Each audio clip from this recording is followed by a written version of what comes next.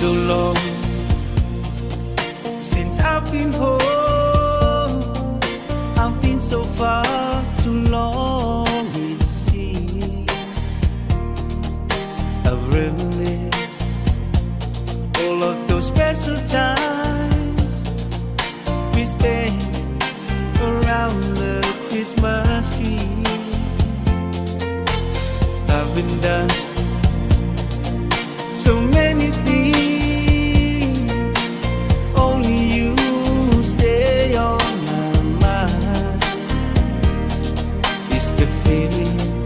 of emptiness we found you at Christmas time.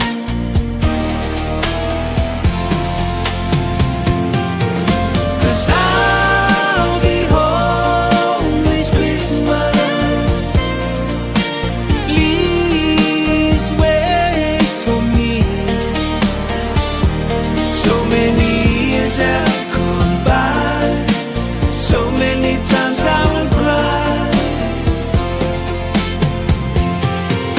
'Cause I'll be home this Christmas. Please wait for me.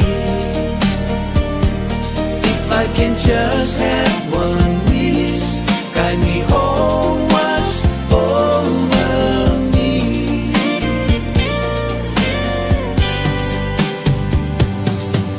Oh, bright lonely star, so far apart, please guide me to the shore, to the woman who loved me for a million years or more.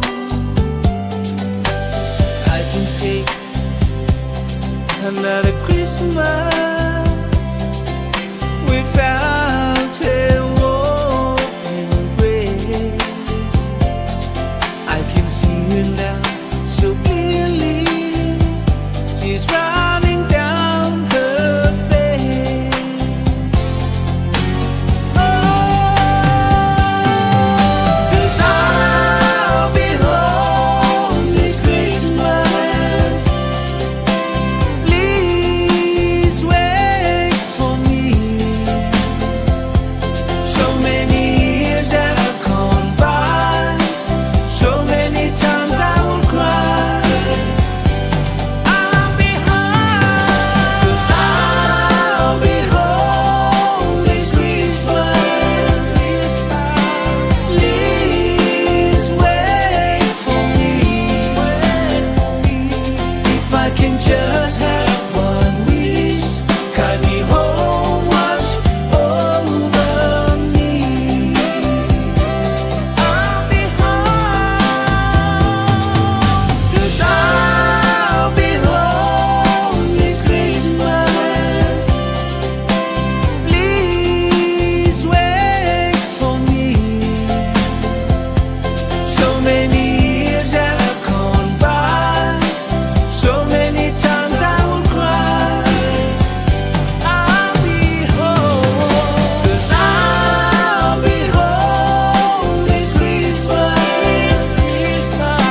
Please wait for me.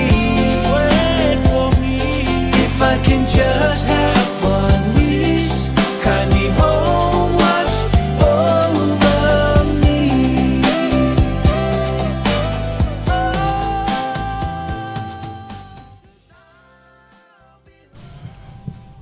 Ia, si ufoga mata ko fie.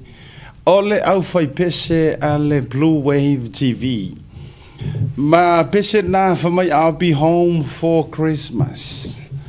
Ia yesa ole leili si ufonga ole sunga ya misa. Ia wa ole u mate home la for Christmas. Ma tau tele o la vai se mea o lea home lava tatou ile Christmas. Ia ile dei fo I vaenga o lea fiafi. Ia nei fatunga fo I fa nofo mali ai ma joy boboli e joy le nganga le kirisi masi. Ia te oe malo ainga o lau fanau pese fo I o lau te tonu I motu malawa. e le ia se isi no foanga sili e pito sili foi ona te tau ona e iai nai lo o le home I'll be home ia pe foi la ona matou iai nei atunu ua vea mo matou no foanga a inga ia o lo matou tautua ma ai tau malele a wā Samoa ia ma ainga foi o lo tapo mai Fia loto tatou te toi mafuta, fia lai pe ua levano ta malanga ai tu ua o tau. Ua sa o aile silo o makua ua leva aso. Sa tatou vala mai le aso lulu o le vai aso le tenei. Ia le ua tatou toi luma fe sila fai ma lau lua. Fe sila fai i le aso lua sa furu ma le lua le nei. Lua super lua i toi lua ia so na tatou sa vali lea i le kirisimasi. Ia po lea so ua whaamana tuina i so se kirisiano i tausaka te tasi i lantou e te li tonu ma whaamana tuina le soifua mai o le pepe fau. Ia whaatalofa a whatonu le i tu la e wha o whatia misa. Ule mongo i lo fisa. Whatu misa mana ia fo i le tātao na i tātou pesesi. Sa autou ngā patia fo i tau pueina ma tu whaatasia. Whaangofa fi maali e la matanga fo i o le porokalame. Ia ile reila vaenga fo i o le afiafi. Ia manaia, yes. Lako ngai pese whaasoro ma whauwhaunga ai mo e maratua. O le tātou taimile ua iai ele o toe mo mia ni me vesi. E sa ala ukana. Ele o toi mo mia tātou ni me vivesi, ele o toi mo mia tātou le wha vivesi. Paule mea o lo mo mia o le anga atu o le tangata malona mawhau. E wha file mu le lei. E pei o upo le pese fo i lele wha mai o lo moe file mu o Yesu i le frepovi. Mai lai mo e file mu le lei o ia le ase me okupu. Ia, o le nganga fo ile na o le nei vai tau o tātou iai. E ui o le e pe e palasi wha o ngā tutonu o le vai aso pe wha o ngā mangava. Ia le aso fia o le Christmas. Ia ai lea whaina lea. Ia tātou fo i marisau ni atu wha mana tuina o le nei fo i aso fia. Ia o fia o toi fo i mai e tautua o tau sa mo le atu no pele le loto ma le nganga. Pele le mafau e pele le fatu o Samoa, o le ula, o le pale. Ioe. Ia, whaaftaila i le lofa o le tātou ma teisili le langi ua mawhai o le toi teitai mai ma sa whaasopo bailo soifua. Ia, mai se ono ua la vivai tātou o oi whareseu. Ia, ma tātou tiranoa i whonga whala. Wā le de yaso. Ia, i le whaau wa wina o tiute pa whaiva ba le porokalabe o le tauta ia e wasi le fia ai e le totele. Ma lo le ngā lulue ma lo fo i ua whaasifo. Ua whaasifo whaiva o le nei tausanga. O le ma naia i ora mātou tusi whaitau le aso na nafi. O le mātou tusi whaitau le aso na nafi. O i le sapa, i le sauninga lotu. O le Filipi tasi. A o lona whai upu pesa o ela ukala.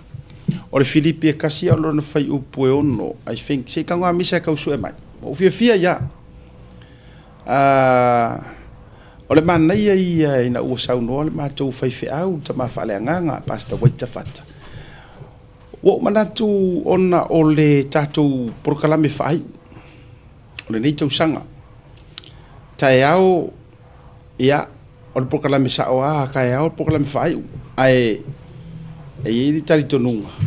Pe ia o le Filipi e tasia o lona whai upu e ono. O lo tala noa ai ia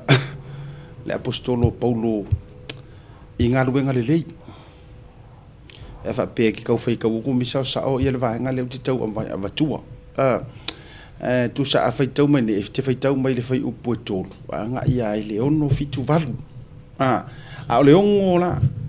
O le ono a whai e umalona maua. Wifola i lunga, ma nei ia. Ma nei ia o manatu fo i le porokalame a mata i le tātou tau te iai. Tātou a mata mai i se vaenga o leua e tu i le si ui. ma e toe tepa i le savalinga o le nei tausanga. O mea mana te tupu, o lau te karango aku o e hewa ia. Your own self, you, ia me se foi myself, tato uma. O le fesili, e sau le mafaufau, o le a se tūlanga foi lele o e langona ai na leleini fuafuanga o le nei tausanga. Awa foi ni mea sa e si la fia nga manga iai lau sa valinga matulanga o iai. Ia, pela to nga mea sa valinga ke al peure me ke ia ele le ua e se mea pese mea mu se mea. Ai tu mai lai lunga le tanto wa le vaenga le Filipile mo fai upo no. Ai pen o fai tu tango e fai tau mai fai upo tolu se e tau le valu ona e maua atoai le o le atoanga o le maule. Ai o fai pula e tolu o i le ono lo tu fai tau ina fa pe ua o mauti noa le nei lava mea o ia na a mataina le ngā ruenga le lei i to tonu i a te outou. E faa ato atoa ina ai lava e ia e o atu lava i le aso o Yesu Keriso. Kala ia Paulo ia Filipi fa mai ua o mauti noa o le nei lava mea o ia na a mataina le ngā ruenga le lei to tonu i a te outou. Ia ai ke kangola fe ka umere kolu inga ia kau le valu ona e mauwaila ia le ma e mautino ai le tūlanga le tau mori atu ai o le vaenga o tau e lo tur fa mafar fa fenga inga le sona nafi o ia na amataina nga ruenga le lei o le kele o nga ruenga e amaka kangaka e fuafua i le loko e ke fai ai a fai o se nga ruenga e ke fuafua e kai ai ma fa sala veides ka longo winga o nga ruenga leanga a fa pe o se nga ruenga e ke faia inga ia koe ma wai se kaui longo winga o nga ruenga e ke koe faia o lo kaui ai fa mai le kala la poskolo fa mai o mauti noa o ia na amataina nga ruenga le lei o le wai tu nei si uyo le nei tausanga mai toi tau tepa ma tau whaasau le moana lau a pe o le tala ia vero waa mai ko maanga ko pe aringi kausanga fiangi ka ngaka nga e fo ilele anga le le iai ai fia fo ini tangata na matua whaale tonu ngai nea o mena fai fia fo ini tangata fa manuia ina no la tu loto mani a ona o oe ma ka ko umare ko fa ko ia ai pe fia foi me nga makua fa le ko ngunga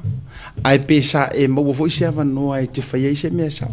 pe sa e ka ukara sa o se me ka ngunga e ka ukara sa o ai wa pasia e ke le ifaya o no fa le wa uia wa mo wa ia u tango fa winga ile la nga va pe e sa o le o le kele o kaimi e le isa ngaruenga le anga e amakai nga ele atua mo tatou nga ngaruenga le leia le la o tatou tutur fai ungo le tau sanga e toi mana tule ma fau lo val tanga taia pe a unga ngaruenga nga fai ngi kau sanga ya ai pe nga yengi mea nga makua fa le ko ngunga ma papangi pomu mangi nga me fa pinga ai fo inisi sa ayo ai pesa ye foi se me te tau ona o ta faia e sa le te tau ona faia ia po se me foi sa le te tau ona faia ai wole faia wa uma na me uma fa tai le tu o le uta tu to ai to o seanga ta tu to u le so le fa mana tu ina ele o cristiano so fo mai le pepe fo fa mai le o le tala le la unga no ma tu ile sapat ile sa apa wala mele ia mai ele tua ia te o ma o ele i ele fo ele i kango ave ese mai ia o ma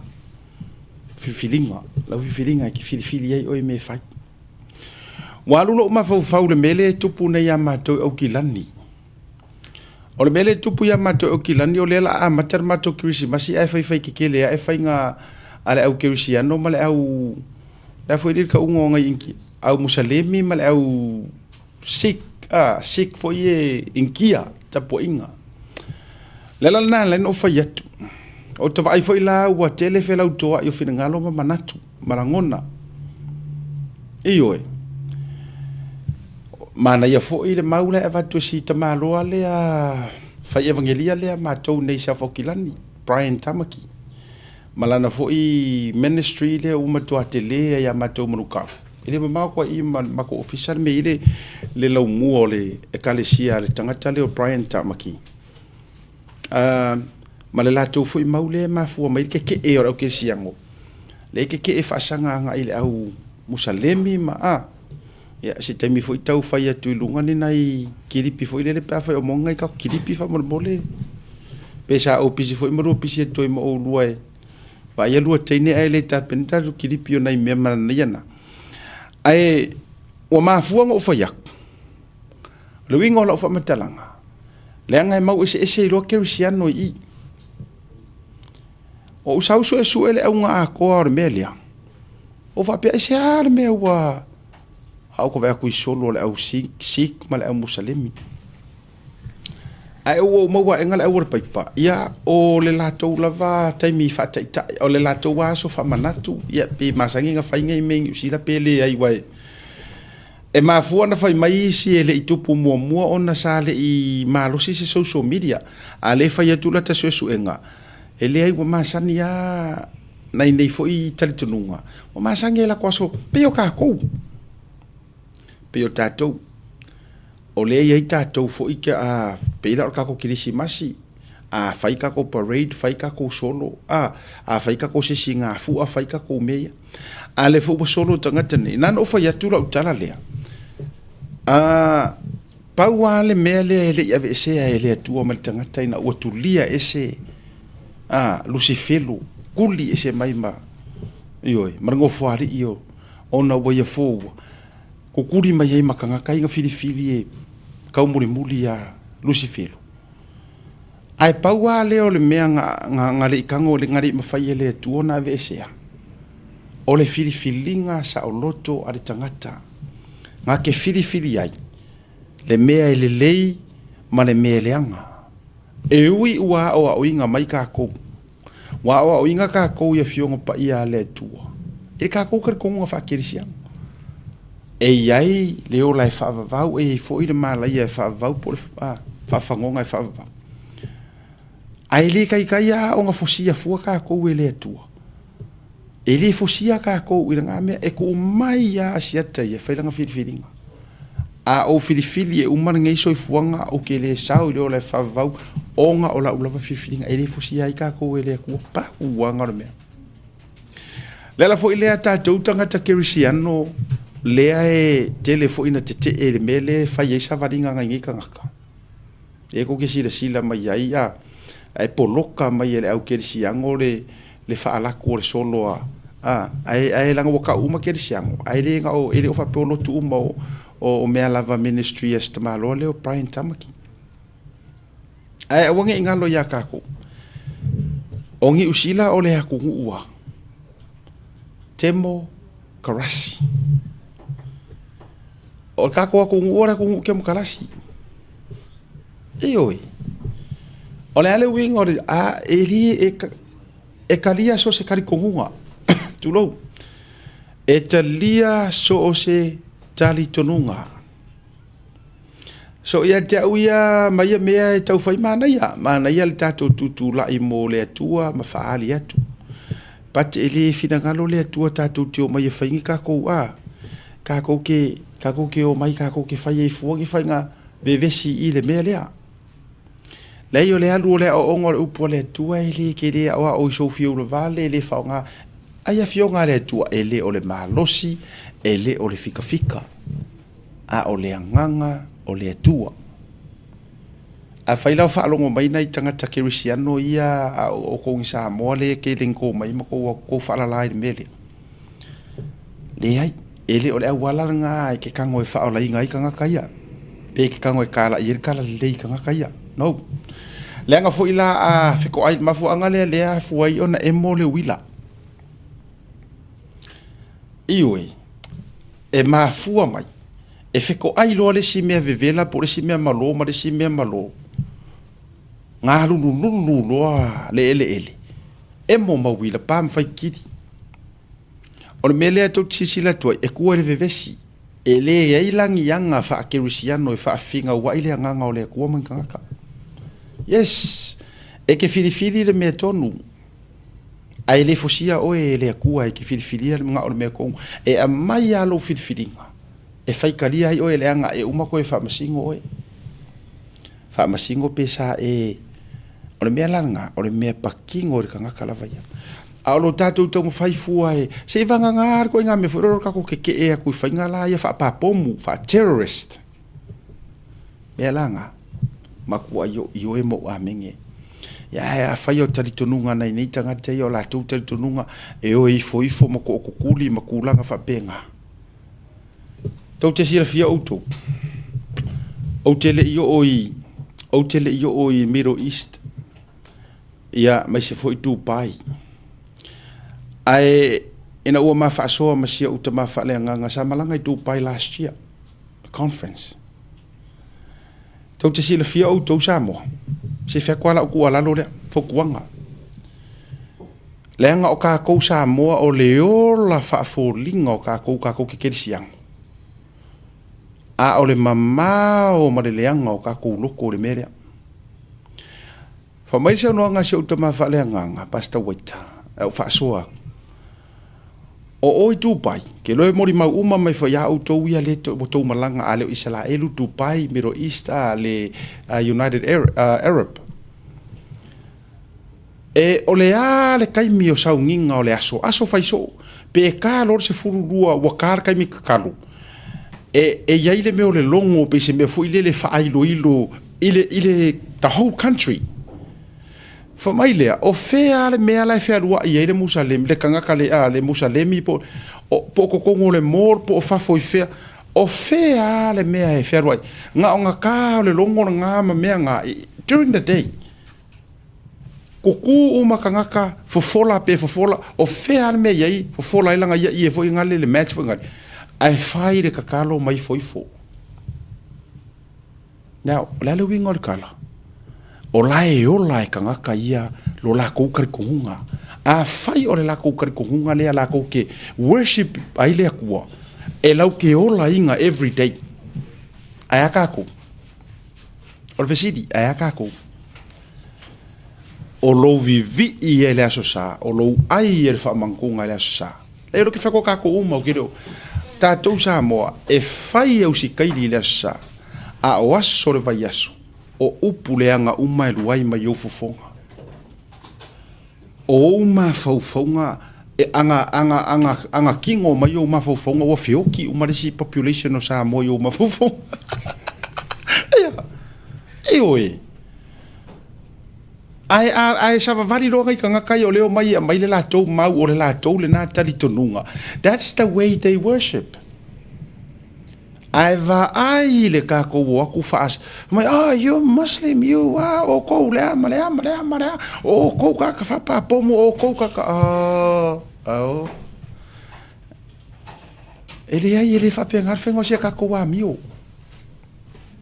e oi isala e ko rusa pak ava kere ya ruai au uska ki ala ngai ya wo se wo ya sao e tilai o le fo fai mai anga fasoa manga e koru sa paki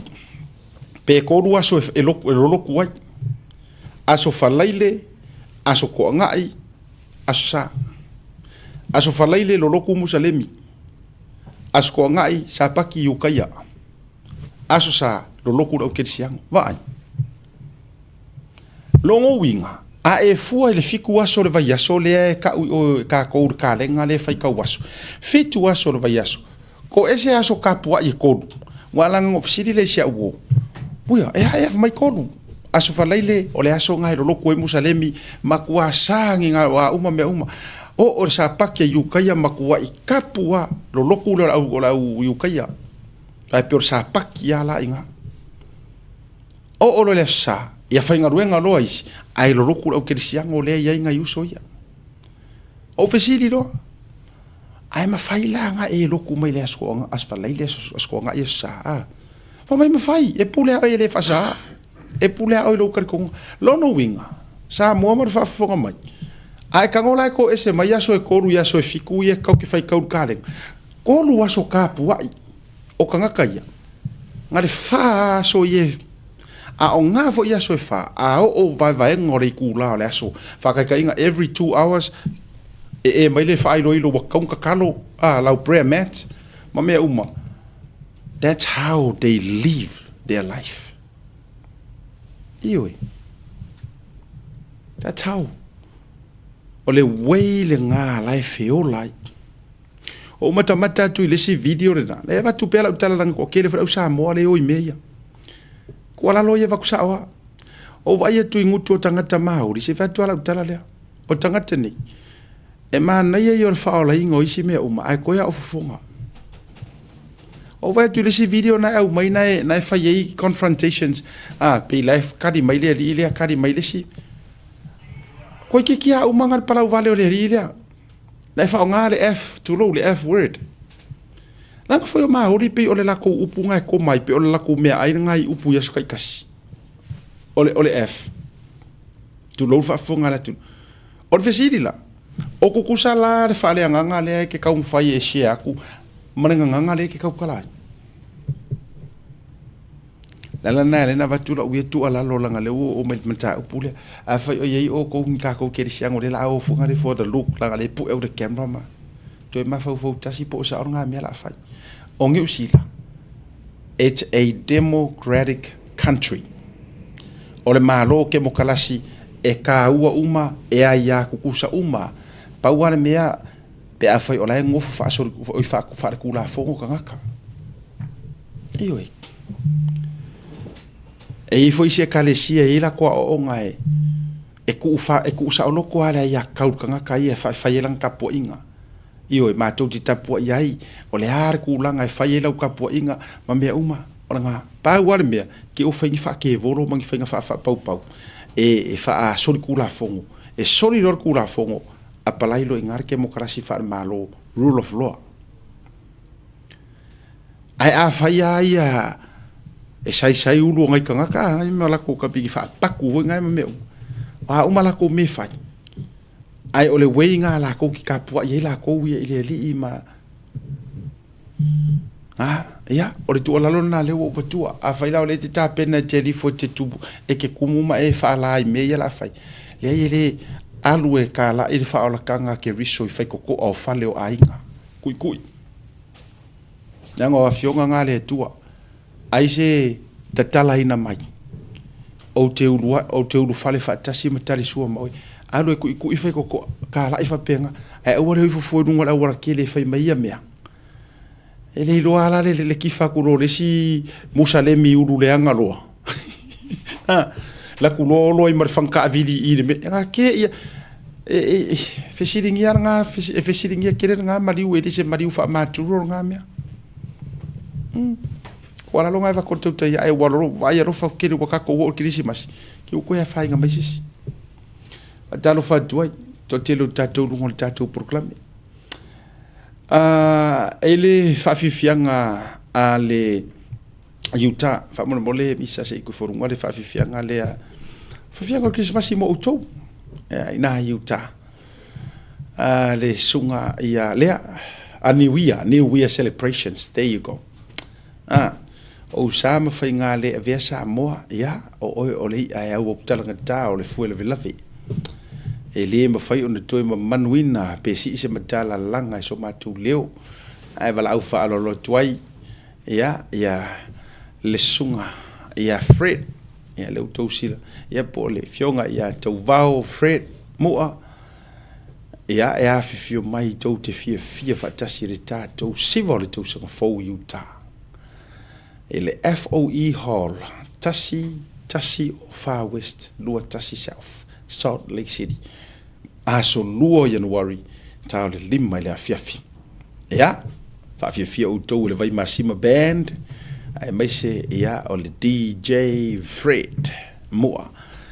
ya mai se fo o se tau maftanga e fa tali ai lo to wa fifio atu e fa manuia le lua felua se fulu mo le ono ya para ua tuna to tele mo auto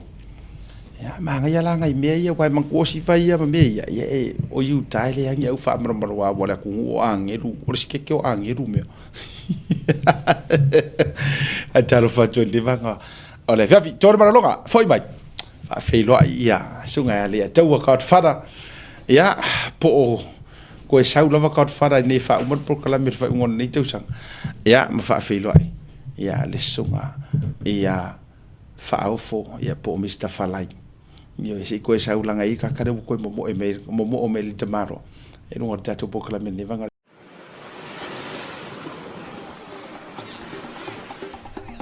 so fo manuia malangi ma o lo ingo o matai a leota sinau mea tau whao o a ua lawyer Samoa I nail mata officer o le WT Compensation Lawyers mātou te fisoswani tangata wa whaina mai ta avale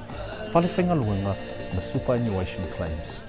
O le manulau ti o le mātou au nanga ina ia avele mātou ofisa e whai ma fesoasoani I tangata uma o le Pasifika. ICR a wai tā ua le mātou ofisa tangata o le Pasifika. A whai o se tangata e mana o mia se fisoswani wala au mai tatou ofisa nei Crispeni Australia e le o fitu tolu iwa lua wha iwa lima wha.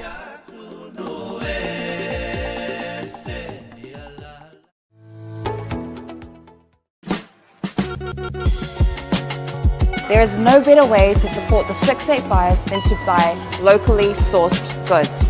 Here at Tasi Market, owned and operated by Samoans for the Pacific. Affordable funeral services. Whalemaliu, a tamawhanau Samoa, tonga I Okilani New Zealand nei, o oe malo aiga. Affordable funerals o le tani mo te miti ngā o le maliu maleoti. Miri mai noa, o lua tasi, valu o noiva, valu tasi o, mātou te o atu I lau maota e taratara noa. A wase tau whaamama a menga, mo te o saunginga, o le pele a te oe. Whakasau tai noa, matangi a mosa, I le mō pain o lua tasi, Malu o noiva, malu tasi o. Po le Facebook, Affordable Funeral Services. O le lau mua bua, pusa maliu teu wina, I mamanu Pasifika. Whapea so seata o designs. E atangi ai lo latou soifua mātang o fie, ma le la le lei, au le lei. Afisota I loa, matangi a mosa I le olu a tasi, malu o noiva, malu tasi o. Affordable Funeral Services tautua mo oe, maainga uma I New Zealand nei.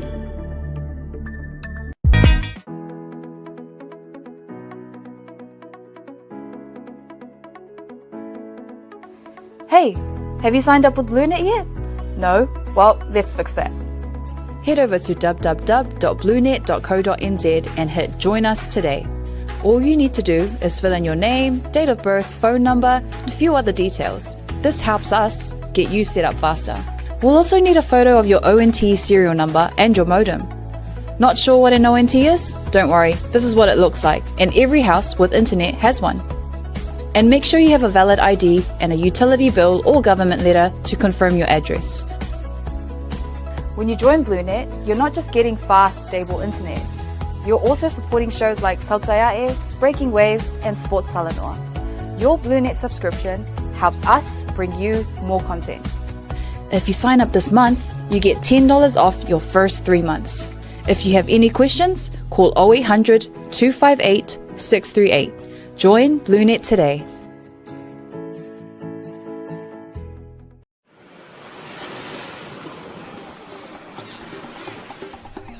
So fo manuia malangi ma, o lo ingo o matai a leota sinau mea tau whao, o a ua lawyer Samoa I nail mata officer o le WT Compensation Lawyers, mātou te fisoswani tangata wa whaina mai ta avale,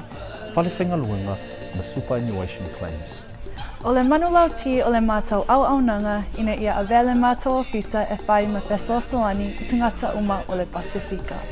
Aisea, a wai tā ua le mātou ofisa, tangata o le Pasifika. A whai o se tangata e mana o mia se Fesoasoani, wala au mai tato ofisa nei Brisbane Australia le o fitu, tolu iwa lua wha iwa lima wha.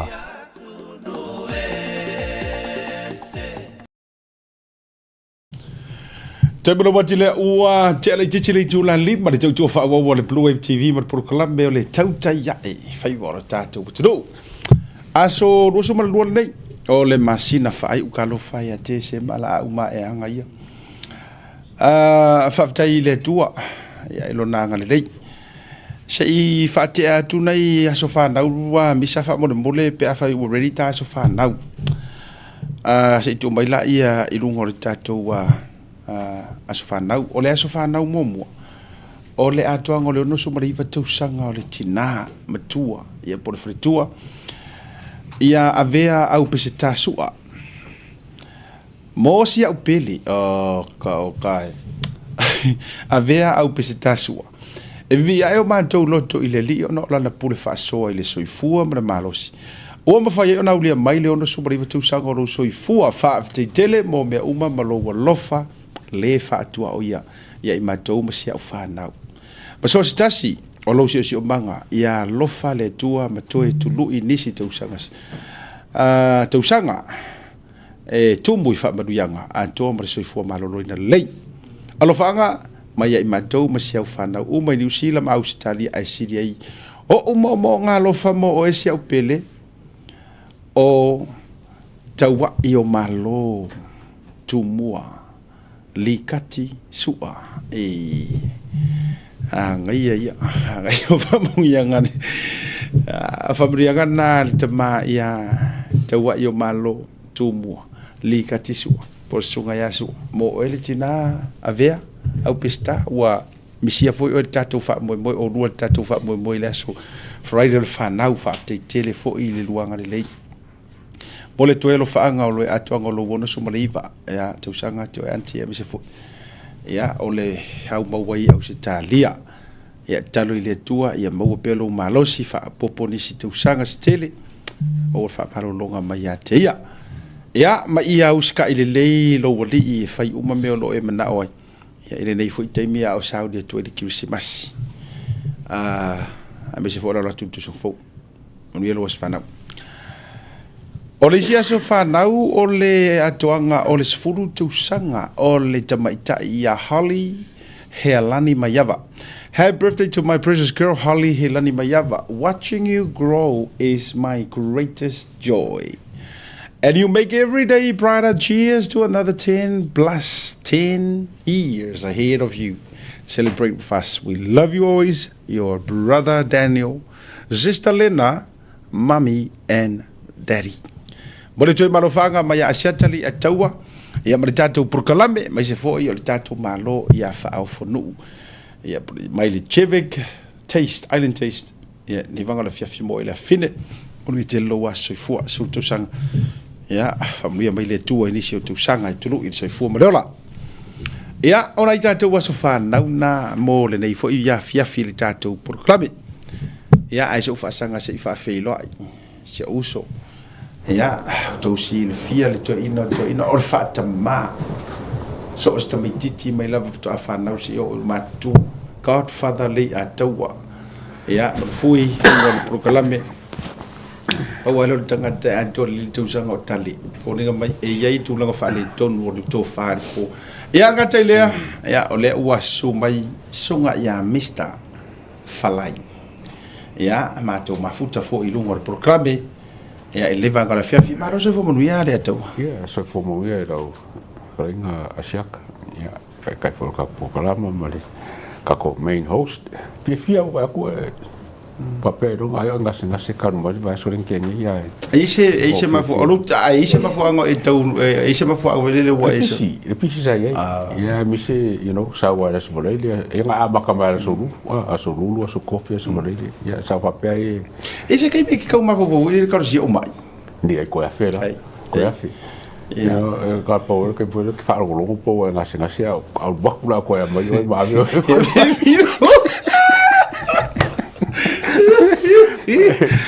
mi muli aku ka fa mai o ro fa aku ka no fa mai o le mo sa fa yo ro fa iyo e wa ro longo hana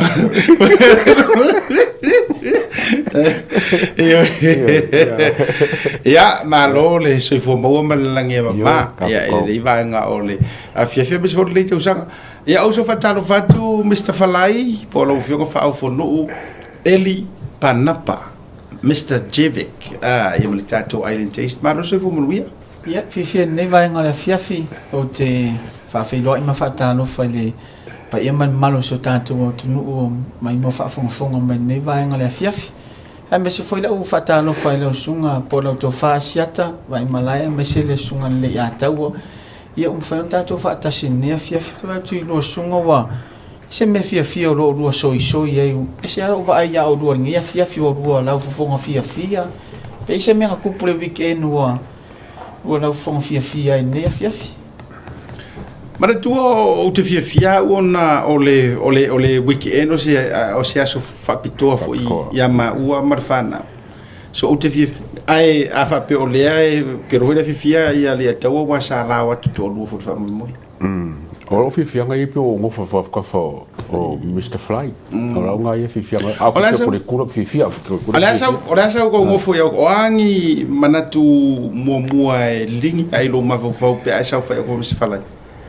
Pe ole pe kake mimika. Ya. Pe kake kauroia. Kake kauroia. Lolo fala ia.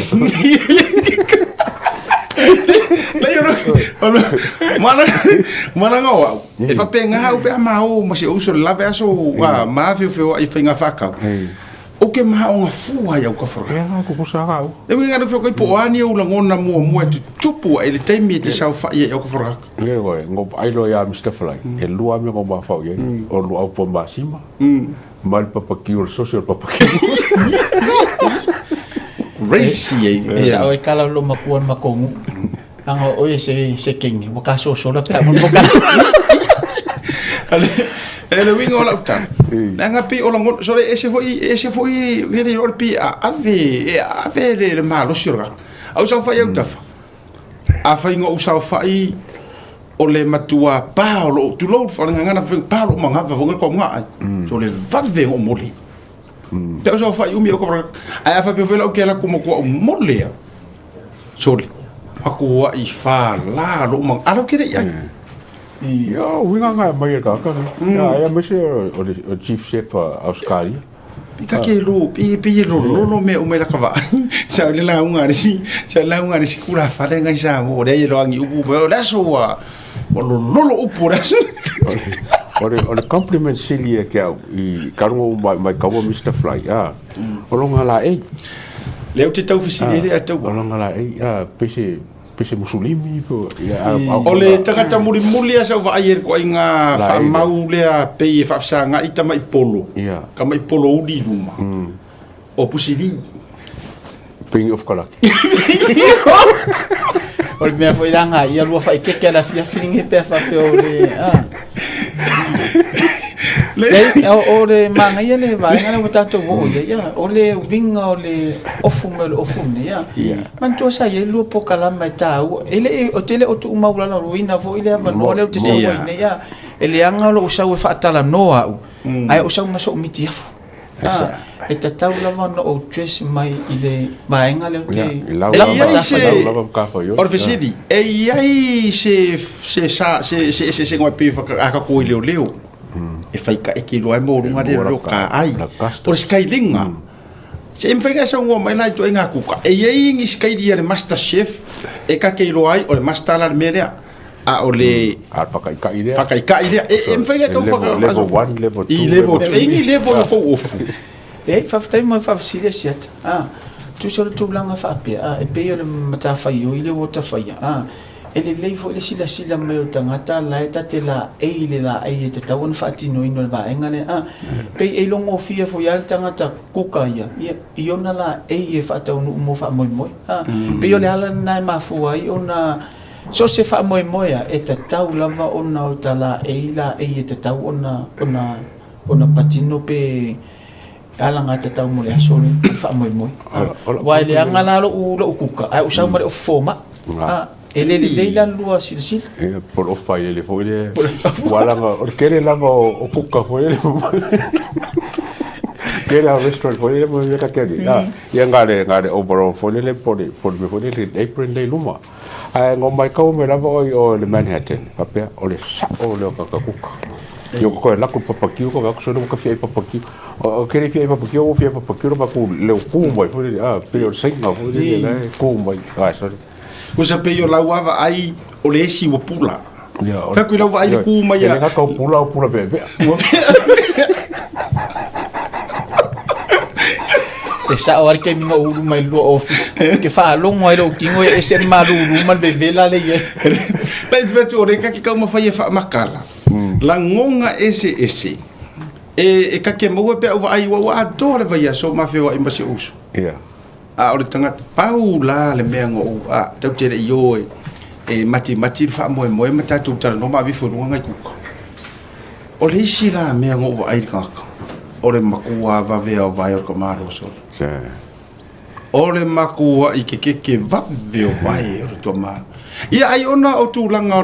o si la le va tu lunga o va inga le sa ia le so ton aspirate t-shirt le nga ke o kamaro so ai si la le kamera nga misi le nga ye kia koi o kere longa in koi ua no vai tu loa ua matele la utara noa puno nga ida o America i no mai na ita mai tai mana o ingango lo nga i wale ko ia se me le lo sila sorry vai vai ko ko wala au me kui vai ko so mo kui fara Avia o le poke kui fa ko si food le solea emma now sei fa tu lo fa sili fa tai Mr. Falai tato alu le sua for ko malo boy lo ai lang kuka ngare ka ngor kuka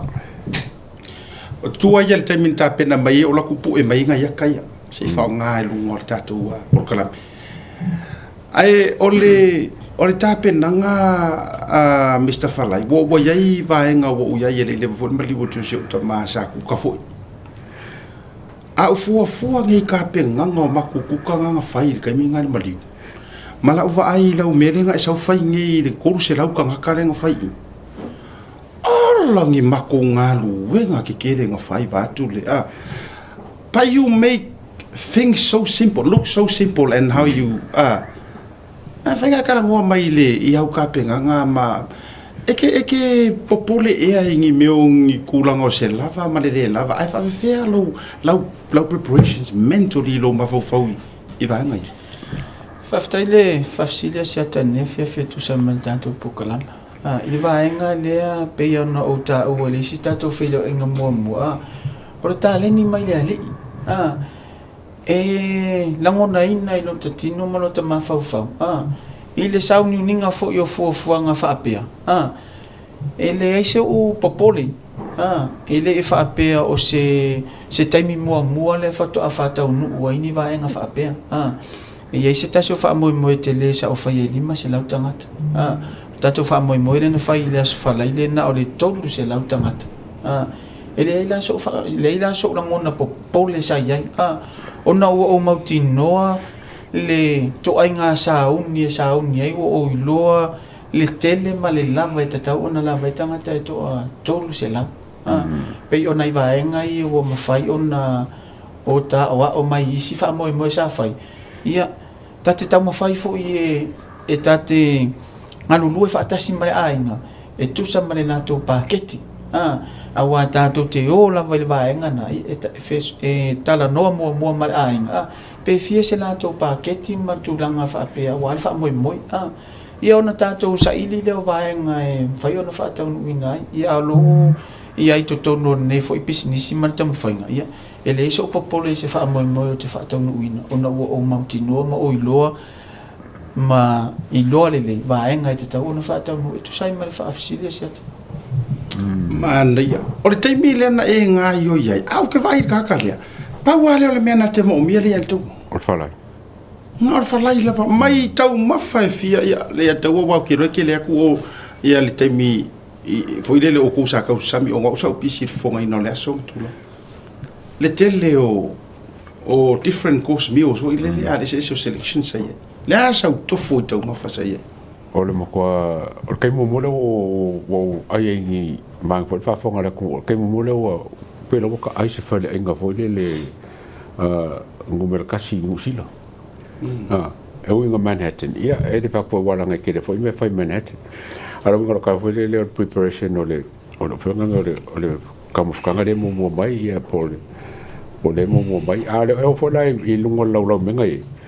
E ma ngai ia, e pewa ka mga ave uma me. E fa la ve o e kumwana I puri kai. A me hore le winga ka foi pewa ka mga ave le kofo me ka ki kofo. O le mga ia fa malo fa ma fa kai fo ia Mr Fly fo malanga nga sa nga wa o le mele ka o le lo ka wa sa wi le ai anga ka wa sa fa pe ku sa mo ba nga ringi na tonwa me masangia fe mix ma ye au sosi o sidi o te le fatu tango fa ilo recipe pa o ha me anga e fa ia o ha me ki kango fai do you try them at home e peke skakia fa fengu ko mengi mau so siro ma fo mengi mau mix o mea fa fta esi ata mo fa fsiti o te fia o te mata le YouTube o le tele la wisi o taimi le level a fia ma sa le tele na o mo te o to lua e yo taimi pa nang no me fa yo no o walu lunga o mata I me ta o sainga sa o ile fainga o renga yoinga mar fofanga faia ia ngo o kangolola ia wa ia lo ma fa e ka ma fa tu fa atasi tu ainga sosi esi ina ia ma fa na maua le taste ese mai ma taste o si vai pe or vai nga na fa na tu ma fa tu fa atasi ile tele o sosi ina ia ma fa na maua se to fo le e o tu ile si te mo tanga le ia wa tu fo ese fo ile to fo le sosi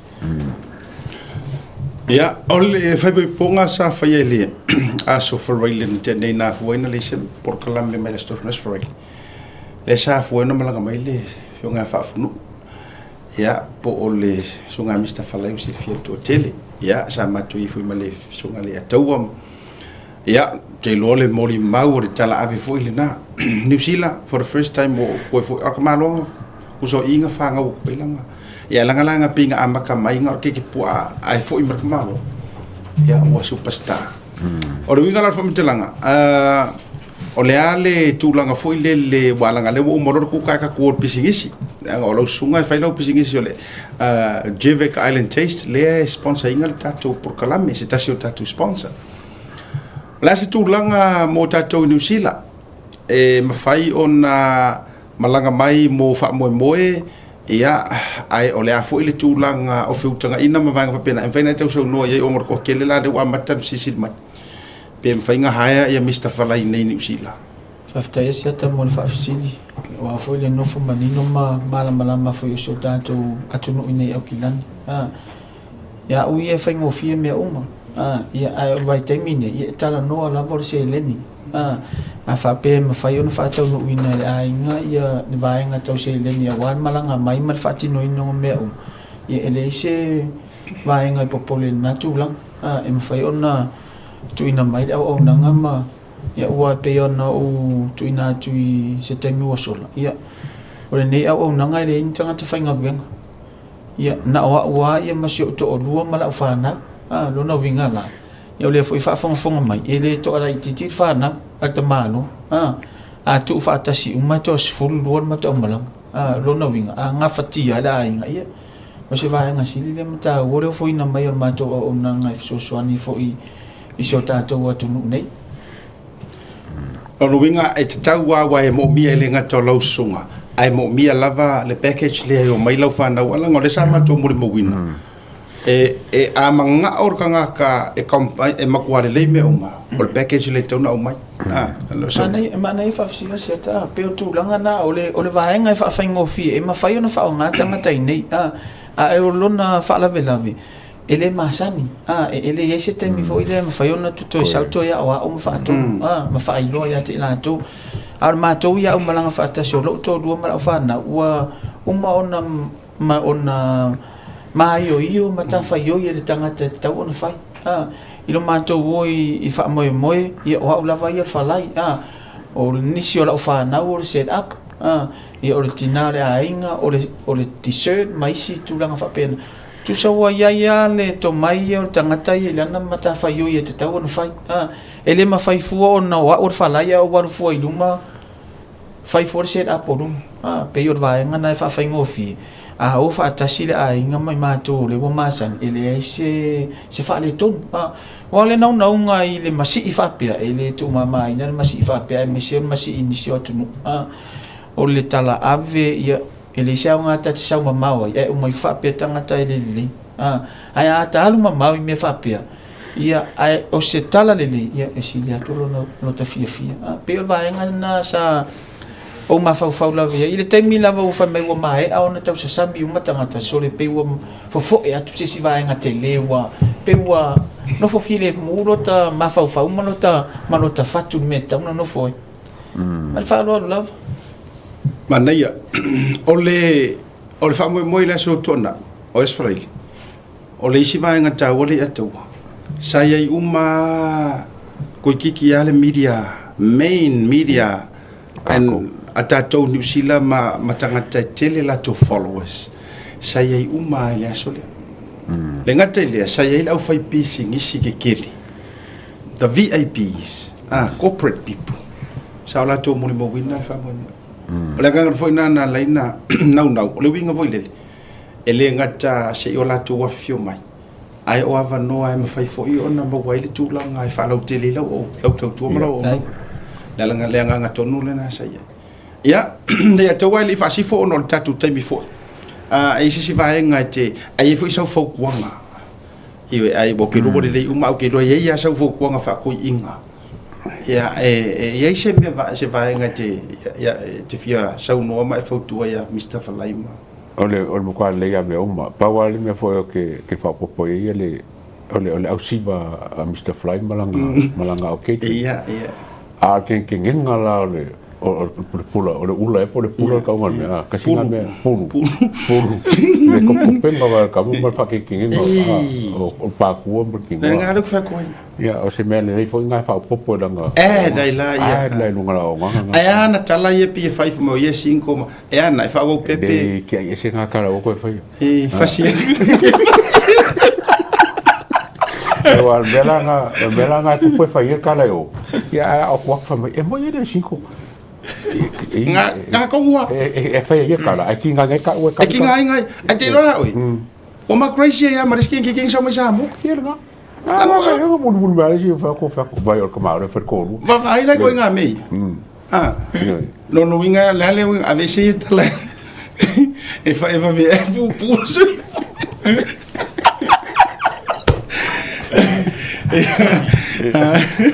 agora me ervo o cinco o causa irisa ua ale uma nga to se fulu fa na mal ele le foi lá le o chão percorro a wang ni liu ma pa bai oi a ele au de le ku lord finger ale ma mo ko panele sa lo le vai ngola fia le ngo sa pe se me na ka le yo lo bingo o tala ye fai te mi fa pe o te mana o te ma fai e au mai le fia mau sina ata ele fa pe la o como fai sa o kala fa ngale o ngo si winga I kua ai o le winga o la ia kala fa ngale o te tau ma fai e avatuni o tala ngona fo ile fa fia tangata e o foi le siva e ko fa pe o ko ma o fa lai le ke sa le ya ai te o ma fo ile le o tua o tala la wa sa we ma fo le tangata io la wa va tu sala le e na wa o ia o no lo manatu e fa ia mi ai ngalo ya o la wa va ma fo le si ia tala le sa ngo mai pe baranga le pe no va foi e tu sa fa ilo ngo fore le se men o au via e mama me fai o le laki foi la o le malama le le o tōrua ia mara wa mi o wa le malama mo ki ngō bati ende longo winga le ko fe bo Mr. Falai longo winga ngala ku ko okuri finga fa pe finga no mo e ke le ko ya lo se me fa pe fa kai wa bo se ko le io ai fatto foi wana tato wa tato pokaran fa fo ni tu sanga e ke mi ka ku fa le fu le wa e la nga fu ko e ke fa ko ese ko ro i e faftai fafsiti fainga kai o ofisi e cerca un carro ofisi wa so ia fato a mataina ma fai tala fa apea tele na fai ti o to ro ia te mai sole se ko ia nga kala ngai ke ro o so sang e ko ngai ke ko ia nga kala ke fai fa apea ka nga ka ai sa o ai pe le na mau foi da sono pe se taimile avato i fo inisi la ngona malota vai sa ia a mau wale aka a o kemingi bo malama so to la matua ma fana fa pe ma mafutang e o malani fa mo mani o tala fa pe fai e te me media ko inga mai kai ve kusa lo pu ko fo ko o ngo ka e media ko ngale ngi o tala ile ai ma se sawa e o moroka poka la mai un ki fa pe fin e no mo after te me sa like mo Mr. Falai e now mai mana o le taste even the barbecue on Saturday le eto ko kia me foi mo veo ka me foi un boku se mo o ngala ngola ko so o vai tua o share mai lunga le totel me se foi la mo tia lo se mar totel ila tu fo mai sole se o ka u le ngaro ka u de ile social tu malo o no vivi ngale ato mo mga o maya ia ke fare ka e na o ya ma sung mo ka pa ki mai pele ya o isi o ko isi o pele ya o ngi ko sang o ese mai ka ua fatu o ko aya ka ka sa fai mai mo mai hangar ka ka de o mangara fa mo aya ka ka sa fai mai bunga le na tu fo dungo na tale o mo la fa bena ula la sa ko vai ka o le nga mola o ke ka fa ruai ngana sa mo ngare ya ka wai le ile se ke va un maku wa le lo o fesa si ya in ma fa o vale in wainga ia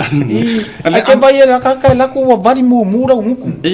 o fa pe se au si vanga malanga in ma na tu fore vali fa pe o e fai la au ka fa ia o la unku wa vali mu mure le o la sa avisa fo tuanga wa te loa e yo e nga ma fo ma fo kuanga avisa fo tuanga ya natu o le ase fa ai se me ke manga fo ku ya natu le ama ko fa le ko ale fa longa la ko natu le va no le ne va to fo tuanga Mr. Falai mo o ne fiaf a fa pe o le skai dia va ve o natu a umingo nge yo fa ya singa ve la ka Falai nge ke o fa le ko yo lo fa tu mo o le uso natu yo o fi ngalo ku ngafi ina ko lo ko po ia era boko manga lo manga be na fsidi mai na inisio tinar matu kalisia fa mai fa pe uia o live na tu e fa yingi me o afo ngombe fo ye fa lungo le kelfongi afuta ungo mena le pi kangoi kelfongi fa mu yo ro ngu strawberry filters fa mai kara ia mai o finge ia kara ngome kia fa mai siata fa pe uia natu o filter se ngara nguku e re natural o fa kwa fa mai ava yo le vali o fa kwa wa mai vala nguku ko ia o tu e va leli skai dia ana ko ngara ko ma ko lo o mawala ngafi fa mai ore kai mi mua le walu se fa sa ka usanga ko wa fa ngongo ke le ngo mawala vilo so yo ai fo so ki la fo fa o ivo no le fata o fu se suki ela tu la pierta no tango se yesi ai wa o mare le sa uninga se o so sa fa ikukung amang go kere isa ko ngol ma ko farsa tum sa yai an tu le no ma tu la yele mo ki fa fo au va ko sa o kamaro fia ai sa fa fo o fa ya o funga o fusinga kwa ka ro ri mar tek fo todi ai fer wai man ngi me kai mi horea o ro fa fakki me da ko marka alo fai sul ali po la o nga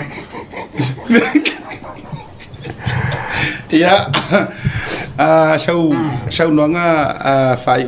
fao fo mori fo mau family ngal Christmas ya mese fo ya ole nei tau sanga o tatu toi proclame la so ta o tiro tatu proclame fai ole nei tau sanga maloso Faftai asia wa vai a kulunga skuine mo ngai mo mai no moi vai kau wa esa wa ma ko fa longo inga ro fa ngong wa mo mai wo le siru manga sia tai vai nga tau pe faftai tele mo lo wa no fa na ma wo ngon po kala mai me se ni no fa au fa no ma tu malanga ini mai ni usila ini si vai nga sili ma tau pe ole mai mo ina ni si o vai nga ni so tanto wa tu I oro fo ina se fa mo tala ina se la nei nei au kilani le la pion le asole nei o le sa ma to malanga I sa ili I o le fo le wa mau pa le me fa nga yo me uma ma fa tala noanga ina I ma fa ona tala se sila la nei awan mamanu so tato watu no I oro mana na o la vai le papa ki le pa pe na fa tino ina o le si va nga sili mata wa si ata neva no fa au Ile matou malanga mai peila ona saunoa na to fa asia tai le to atelo tangata maurununga o lo ia o tangata ese me so fa fe nga mai le malo o meleki tai fono mai malo meleki le wa mawar o va aulia mai meleki va aila ne me sili le ona tawa mawar o va aulia mai meleki awale la to fa moi Fainga Mr. Falai la o meleki au tele ia no mo America ai o le vai nga ne o ka o se vai nga sili le mata o po se tala fa solo pito le lo langa wa avea o el Falai o meleki o se vai nga sili na mata o ile mato malanga le o mato malanga mai ne ya ele ngata ile tele fofuanga o se vala au lia sili mata o to sili sila tu tangata le matito o Mr. Ulo le fa el swaf Mr. Falai Mr. Ulo vai ia waktalia fia se uso yo la na ia o se no fianga ia wa maua se vala au lia peyo na sa uno la to fa vai mala o na le tele vala au lia tangata mo runga le la wa maua vala au lia se vai nga sili na mata o mana ia lea tele pen ofo yatu te tala ia vanoa le tala vanoa te tala faituto ya me se fo yo le fionga le prestane o maftanga le tula I Mosama ia I Victor Vion le fionga lo mtiaman ya le stasio vala o lio fa mo sa tatu ia ile so really stay before ya fio me fo no programme le fia o vanone o vanoa te fia ave ilanto buena ngale lei ia malango na sua fo ili tatu fa mo le to fa fonga mai America le to fa fonga mai ai le sangi le ko odua e pole ar vivere lang fala ile ele ya America okay lo me ma fuinga le sangi lo ko odua o wali ia ko odua asia kamari ya ka o wali ia e avea ia ai lo le ia o le ale makako ma lo fa tai moli fa ma lo fa tai tele ai lau sunga fafnu malita tu jevek island taste I melepone au sitalia meleponge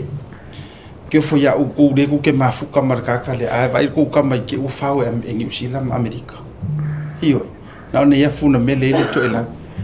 ke u ku fa le yango ai ku apaka e wa ave America Mr. Falai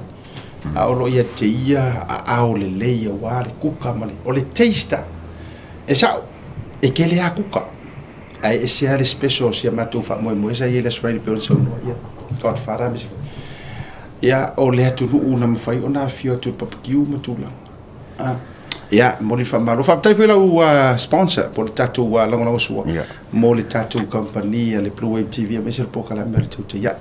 ia fa mo nga le tua ia to le uso tulo ia me se fo o fio fa tua isa ia mar fa nau ia me se fo la inga ato se tai before yo le ia tu sanga ia to e fo malanga tu me pone ia o la va yo tatu ta pausi langi ia o le tatu avano ale le vai nga fo yo le fiafi ia malau fionga fa fo ia me se fo yo le songa le tu se vai nga tu fi so no ia fa fta tele asia ta mo le ma to avano fa au fo no mo le fiafi o te fa nga ina le ia mano ta o e memoria tu ai fo ia le nga ngore fa fta tele i le pa ia mal malo so ta to tu no usa ta pati atu le sto na ia tu sa man ta to fa moi le ngata fo i lea ia o le nganga fia ma le nganga whaafitai tele fo i le tātou pokalama le tau tai ia. Sawa aia fo i lea tai au le lolofi atu fo i o nisi fo i o mamalu o atunu ia. O friends ma tātou a inga o mai muri fo i le pokalama le tau tai ia. Le mpeo na malanga atu e langolango ina mātou wha moi ni aso tōna i la vela o masui fo i o tina la inga mani whanau mo le atu mātou nganga le whaafitai tele pa ia mani mamalo so tātou atunu u sa langolango ina mātou wha moi i MSF fo i o tātou pokalama tau tai ia e vato i fo i mātou wha manuianga o le Christmasi mani tau sanga fo ia i a inga ma wo mai ne a fiafi tu se mani tātou wha tau tandoanga i so se tua le lalulangi ia mau e tau a inga le fia ia tau tua nā le saunga le muolo a inga e mesio siau whanau ni ima whai o na mau se Christmas fia ia ma se tau sanga fo fia ia o se tanatu le nei tu la fia whamunu i telefoi le ali i lau tau wha asiata ma le tātou pokalama ia e mesio le sunga le a tau ia mesio nai lua producer au le ro i kua ia ke la kai mi ka ke maka mai a pese lo misa nga o pepi misa le mele ai o avano le ia fa manuia tu fo ina yuso ia le Christmas ma tau sanga fo ia malo fa lo la masia te nei vai nga le fiafi malo fa chai tacho malo nga foi mai fa o tacho po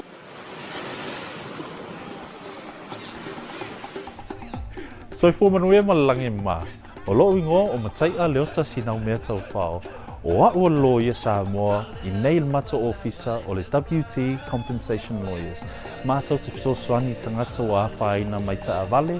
whale whenga luenga na superannuation claims. O le manulau ti o le mātou au nanga ina ia avele mātou officer e whai ma fisosoani i tangata uma o le Pasifika. Aisea, awa e tā ua le mātou ofisa, tangata o le Pasifika. A whai o ese tangata e mana o mia se fisosoani, wala au mai tato ofisa nei Prispeni Australia le o fitu, tolu iwa lua wha iwa lima wha.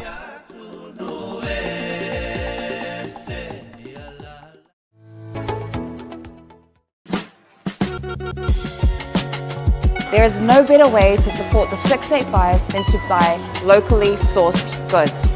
Here at Tasi Market, owned and operated by Samoans for the Pacific. Affordable Funeral Services. Whalemaliu, a tamawhanau Samoa,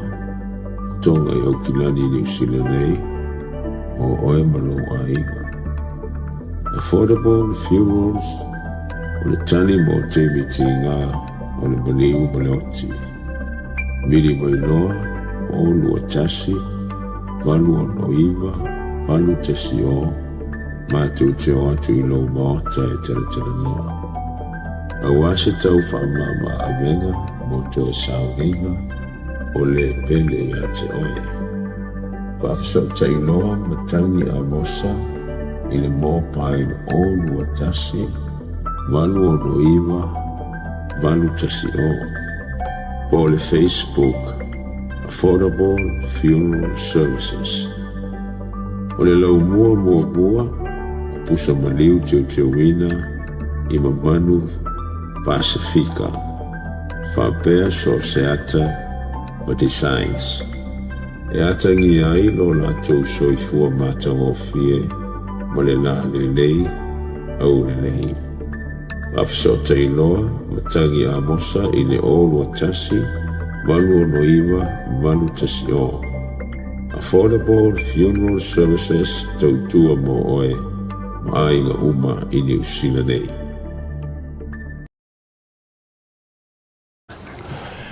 Jai bolo watile ucho e lua se fulu ma le 2 minuti on chale o le tula. E ono. Tautua fa awa o le Blue Wave TV ma proclaimer tautua ne vango le fiafi. Tatu fa so fo meleta mali ia fa Thailand tautua malana fo nanga. Ya mi se fo lo loto tautua le turu ya me uma tatu te fa ya. La ngor kala kuspa ia. E o ilau ai. Ya. Ia vi ia ile ku. Lono winga ele la titi faiva tangata kuka ma tangata la tu tanga se sing tau mafa ya sei ma se fasinga mai kala winga ina inisio lai tia na issues ya ole nga fo i na ona fa la tele ma ole me vai mo mo te fia fei fa mo le atu ole tulanga le ua fa malolo ai mo se te mile tu mau le fa ulunga ole media ale malo le press secretary le malo ya ona e pe ya tangia mai le atu ole lava u faisa ile linga msuenga e tu sai ole vaenga le sa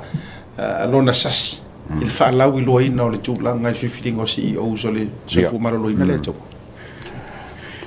Por kulanga le wa wa lenga fa ai lo le parimia. It shows for le how serious o le mele okup. Awa o le suspend ku so fa marolo. Ai e ka fo le ako le level there. Le level le le luka opu there. E le como se ele kaunga se ia le press secretary le mele a mese me wa fai so wanga sila fia le process o le kapinga ka ma le palmia ma le ele ka kawa nga ise mistake no excuse ole a fai ole level le kupu kongo ka ko fanga ma le level mo lunga le press secretary a le level le sa se la fa ilunga o nga ka o mai o por mea ele fa ka o nga renga por mea o mga fa ka va la nga renga por mea ele o ma fa le mea ma sangi o ku ele la fa ku le o fa ya so le fa malolo e fa su nga le pisasi o le recommendation al pisasi e lo ai ia ko fenga renga ma le ko fenga renga o la ko kongi fa ya so le fa ku na fa per pa mi o la kongi fa ya so le ai ole level le il mesele ele con coup ele te tau ele con coup mana tu mai anta to wo I uputu sa ma tu fa masiasi ya ele press secretary fainga malo opu mongi o ma tu fa masi ole le wingo le fa matalanga wa manga o ka ule ku le kanga filifili le pisasi ai ka ngofi ai ko sui ka pengeka even though o ko finga ngeye pule her ka pengeka to va ai le mo tu singa le anga ma le mo proclame le anga le o fa yengi e fi o ifo ile mafu anga e fi o ko e fa asa o me o pio ona mafu mai na fai malona mautino o kere le fa peka fa ko se leva nga o wa ngangi mo pisa ku pa ingang ke ngei kasi dia kan kau levan kau ngapesi o tau sila la samo e sili le puipuia I lolea konfikia ne ko konfiki o anela leva na matou samalai natu kasi dia avesi langa foi ngo loa I've seen it with my own eyes le mengo la ko samo ke mi for media o le makua fa ang kulua fa au le ngo le ko ngaka HRPP marosi so o kere fakua la skala e ata o kere fakua skala ngo I witness for my own self kai mi ngo malanga kwai kai mi o makua ko faisi singa fua lo aferua kasi lo aferua lua lo aferua ko ko sanga so malanga isamo nga o wilo e kai mi wala kia o ngor ma va fero lo ai ngo lo amo ka fai le fitau o le tangata foi le na pa u ai lalo le standard o ofu masonga fasa holo ele ku skala ku official palmia taka te tonu wale ne to sisi la mai ele ole me fole ku se lo nga fa ai lor kan fidi pisasi on be singa ngalang wanga fa ai lo inga kan fidi pisasi ai kur kan ka le fidi ka pengeka that's how serious it is ele me lo ku pungi ai ole si foi me nga maka mai lava nga fai press conference le alfanga ngele al parimia o me o mangi kau nga seki fa mangia o nga fo o mics o me uma langa press conference al parimia ya a fai fesile la alfanga la kuskala e ka fa longo e ka le longo e se ame ale ngale o nga kiuki kau ave ia e le ngi nga kiuki kuaku ese mai ko ke papi ko ia a fai wa kofi ar ka I langa yanga runga fai ka ngoi fai mo kwa fai le le la ko inga ya wogi ka langa inga fai nga malo na tonu le atua ole a sisila nei Samoa a o faia el fa nga ku lo e alo la auli al mali toana ia press conference te mile fai mai utel mo te Samoa a faia e alo pale mia ku lo ai le evem pale mia ta yo le fast ole matua man ia silia ku ngale e o fisili a kali e mangingo mai le sangwanga e o fisili e makua fa solo le e kama kiki to lo wa le alo le o le fionga pale mia e ka penga le mic nga e fe ave ai ke vai pasi solo fai fisili le fai fisili le ai o le mela tuki ai nga pale mia loa ma se e ku kai oi foi loa kama sa oia kama ia le ngai mea oi foloa nga al fa do vai longo ngo fo sili ya ku longo fo pale mia ya e rifona ole no fo pi fa sa usili ma tu lo ai so se ai ke sila le ya to a to sila nei I press conference e fa ya papalangi ele sa fa ilalo io ele sa fa ilalo se kanga kai fa ya se ele sa fa I ma fa mai papa olo nga kai mile and make sure make sure everything he observes everything make sure ele se si o angi si me o fai ese mai protocols ma me o le processo me mai kongu makula fongo kongu e ao ai o pay attention uma kangaka ma muri kai hala fua ko kongu official parmia ai a ko sila ngi FA press conference e ngofo nga pe vai langa ngofo le si po foi le kama kele foi le ngofo le nga ai ku fau kanga kai ye isi kai ai me sio lai ai le o sao ka u to te ya ngi ko sang e wo su ye ofu e wo su ye fai fa le ofu ma nei ai tu lo o fina ngalo fa dio isi kanga le nga vai o ya media isi ku even ya mako o skai dile makio ai fa karangua pale mia o ngisi ai sia wera o kele fia ya laksen po le asa o paki ai le ma faingo o la ko show disrespect ongo ngi ofu kulo fa ala wasa ka ke ala ko makaika ai ma fuanga kupu o tangata ele le ngo bai lang tipa o me umangi kang fa ko mai ko makai ku ilalo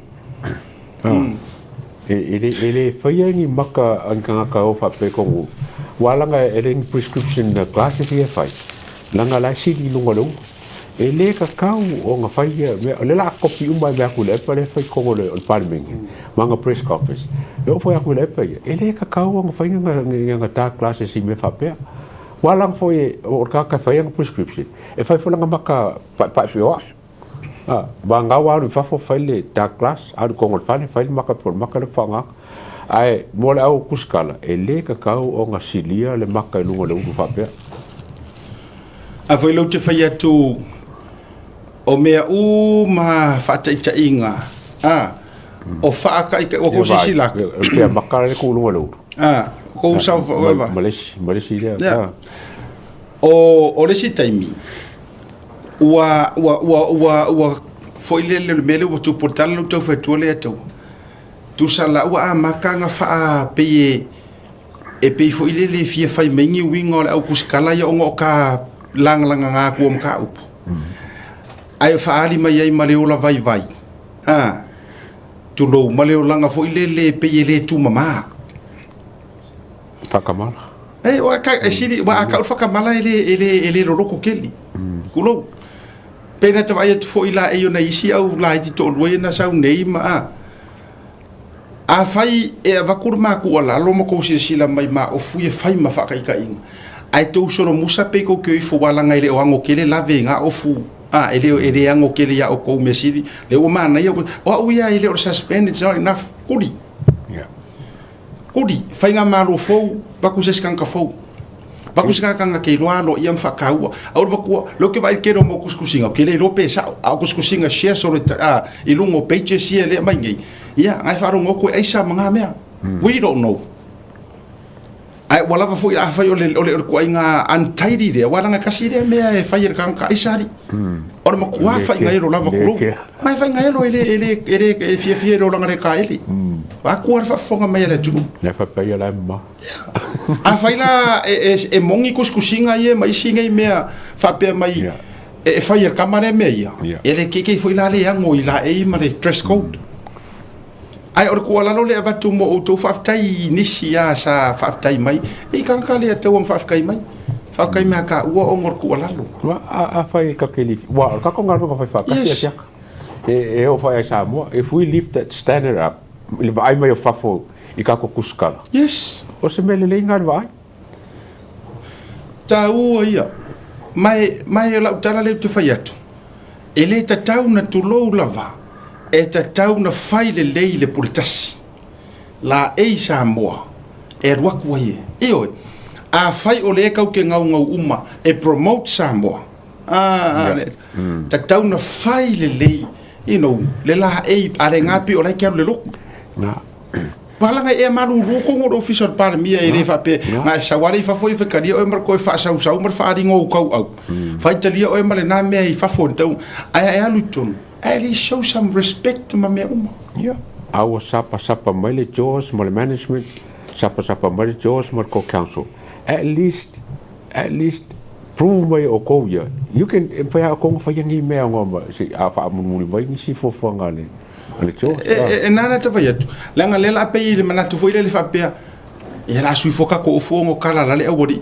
Ngoi foi le faari mai pere o la fa ina elo tulo. Faari mai pere o la ngale le fai fale e o mai e o foi fai ngo. Wa ma fua na kava tulo. O buka o kingo. E ma fua nga fa nga mai le maka ka vai no ngoro. Ona foi o rashi o ele fai fale le. Sabe be oro. Ona va tulo lo tamal na tau fai ma pise kuinga foi le tau ba. Se sila o kinga matur ngalwe. Sisila ya amesene. Fai fa. Tulo le fionga ya le lua. Sisila ya le lua. Le au le lei tu le se ringi maka o fai lunga o longa sei o longa dress malanga purkasi. Mai de manga ya. Va ye. E lo le le ya tangata. Ole kasi le me le wa e mai ngi. Te le au fai maka. Ai ma fu mai nga lo wa tu sta. La nga le fa pe foi tau te tau le pu mara foi kuskala. Lenga man ko me foi li ato. E ides kanga kalanga halu e fai nga news. Ya, o sa o ka ko wa to be honest e vevela le la asa le la. So la fi wa ia fa foli. Ia fa fonga. Ai sa ka kaur kanga kale fai le press le media. Fa ko ye. Ye se apa foi le pose me foi le ya o ma pe ye se faka tu lo. Ya. Tu uma to me na I. Wa uma menga fa mo le ai ngi me ia le ngi me ia fa ka ki kia uma I vai ia o ngai lo foi la ia le pe o ka ko pe ai fa singonga ave si uma menga I ko ka ba me ia le fa va so wa mata la no ile tulanga le ona o le wa fu mai monga le fa le kong o le ale monga le ile kai ka ia le press conference o fai tau atu I si fai ti o ngale nai a mai ele sila I kikiri ngale atu. Al tangata fo le foula na tustusi tau wha lea ngai fast. O fai tau atu ai lai le mea lea, le mea kongwa le nga fai alave. O fai tau atu. Ua matua I tau tin kusa ilonga ma fau. Makua mumusua le malo fa mai wa makua musua le malo wa manga or malo. E au watu ia se tangata fo ile kai ku kusale ma fo fau mare makulanga o nga sai par mi ma ai al tangata le na te faia ia le sauninga le e dise orka me kiki wale fo nga fa saulo mai runga I ma e nala no faiat me la le lo le le me a kong wa le lo le o lapi le la o mai ni arka ka foi fenga ruanga so mar luenga ka de fenga kala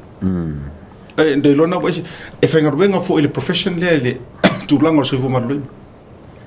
la le wingo tala le utito fetu le la wo mai lo fo mai ia le ngol ma lo i le manga ien kan ka fing fai lo nga la ngai le ngi la fai lo mai talu le mea le li le fai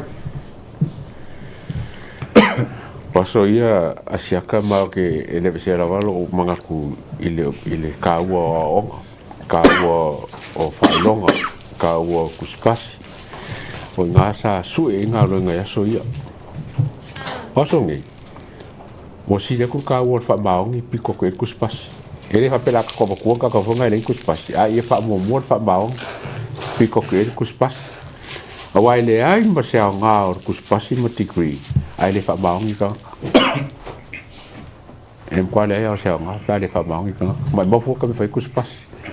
ai le fa maongi wa le fa maongi ele fa le nga mai mau kai mai mau ku per maro mai mau kai mo ka nga mai mau ia abango ka o moni le lo so no ngali a tau e matua io fa ma ni le le mo u fa amene ye le na tafa ya tu ele se se fa vai fa vai fa u pule o to ma vo fo le tu fa vai le tu sa mo o le fa vai fo ilea o so o se ko finga I kongo sa mo a le fa vai le kua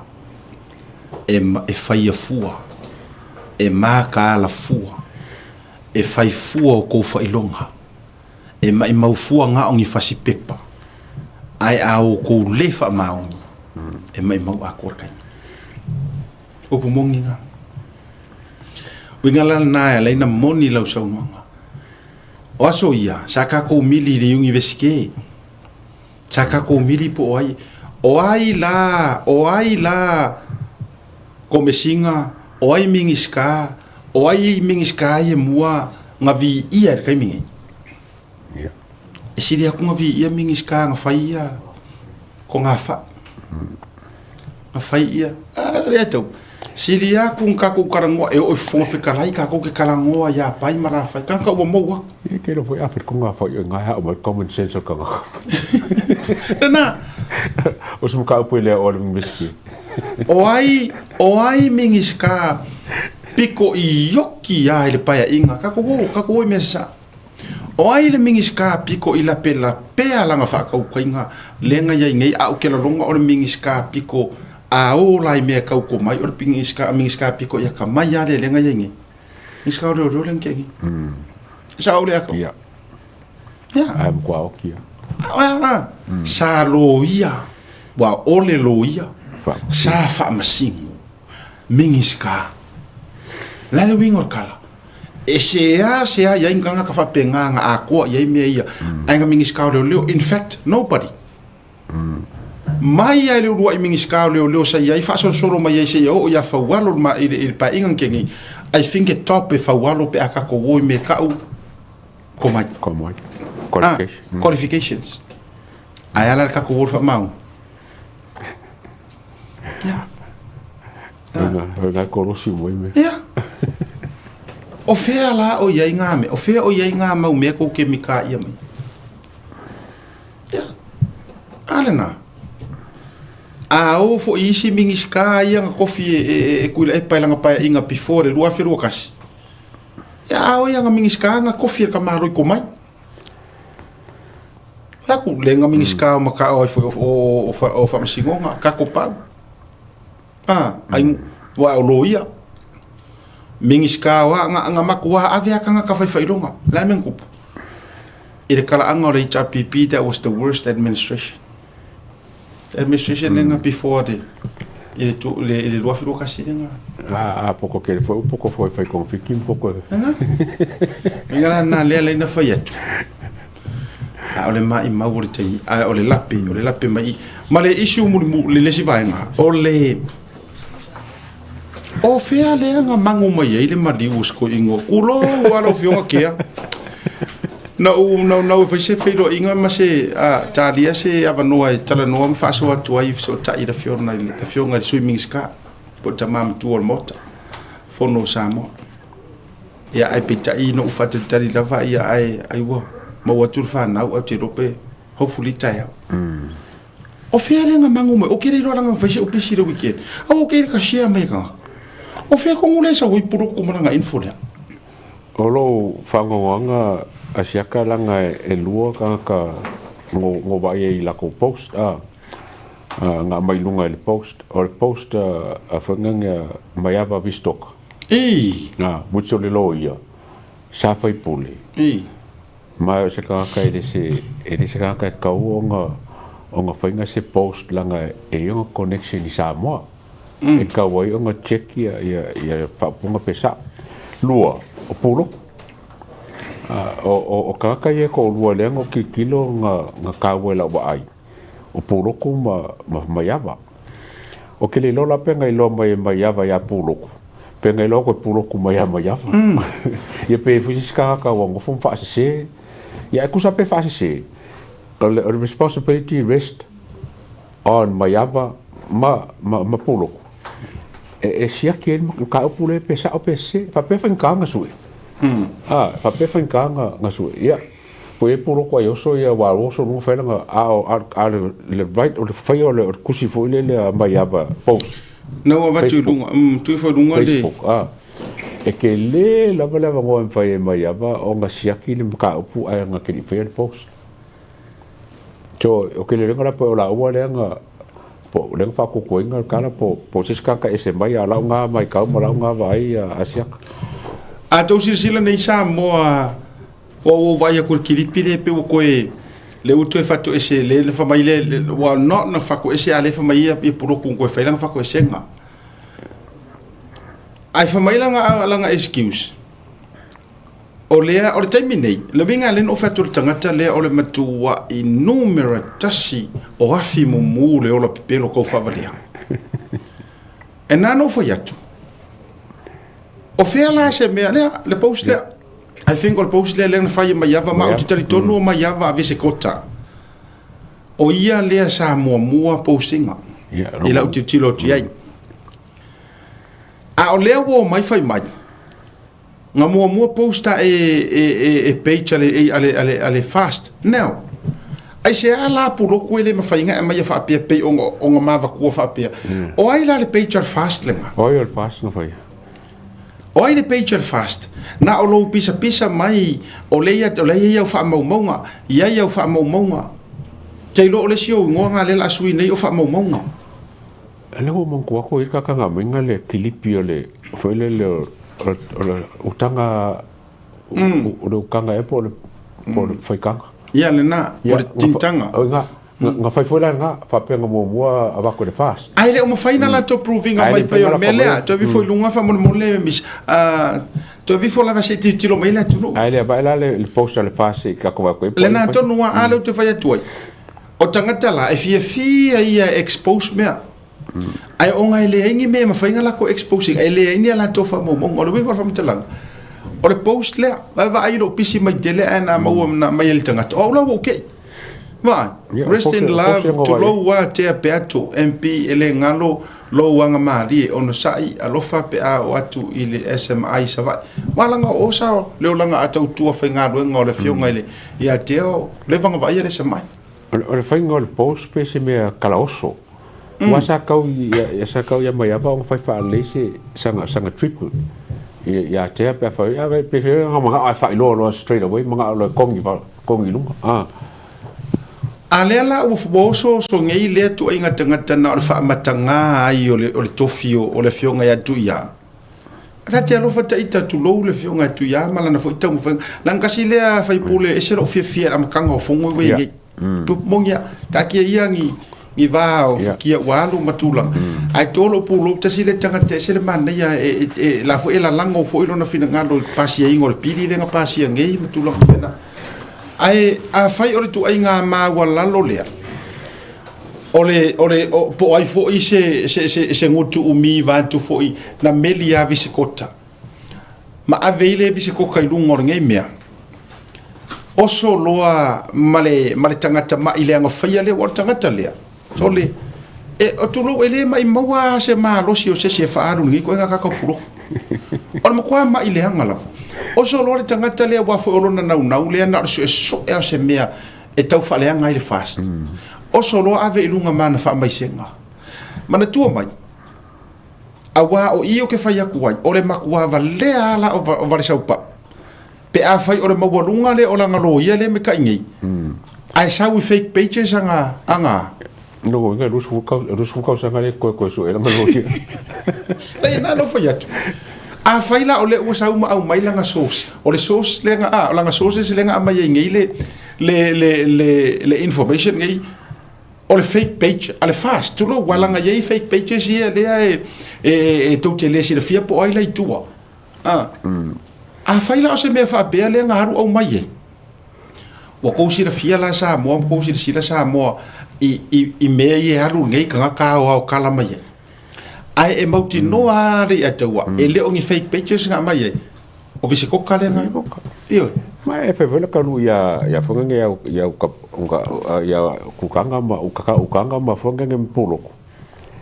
e ke lo pepelo ele ai ma se fast e ngofo fa se me fa pe ma lo lu fonga lo if you can prove it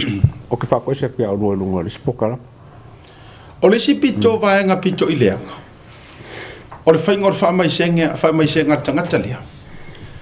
e pe fa mai se fo ile le tau falidi nga pe ula puloku e fa mai se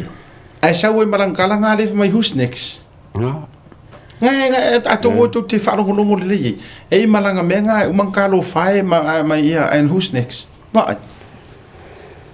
woto si sila la tato ia ile to inga pe ula kala fo le pe ko te le fai mo ko ke ifi mala ne la usa we lor menga pe fi lo fa lo mo le fi umba lo mo fi tu lo fa pe mo alena ia ile fionga ia te ta mama tu le sa ia ile taimi o fa lo longa e vai sa varia ke malo sia ku sa varia fa ile le le ata o be mo le anu ke koko ele anu ke se koko makua malo si mama e o le leo a fe e o i mai o fa pe o ke ko ngore parme a lave mangi fingi fiorerilia so lo kere lor ko nga karkaria war ka are pipi mau koko e pau ya fa me chef taxi ngalu trop ile fa mai le green lane around about for it fa me ba ko ko pau lan koko lena e anu fa nga shaki o fo ma inga ele fa pe nga la te o le mele ka ke fa ya pulo ko sa o le si fingi kamale ngar fa masawar ka valer motorway ai vili la ro ki o kare ku ale le ale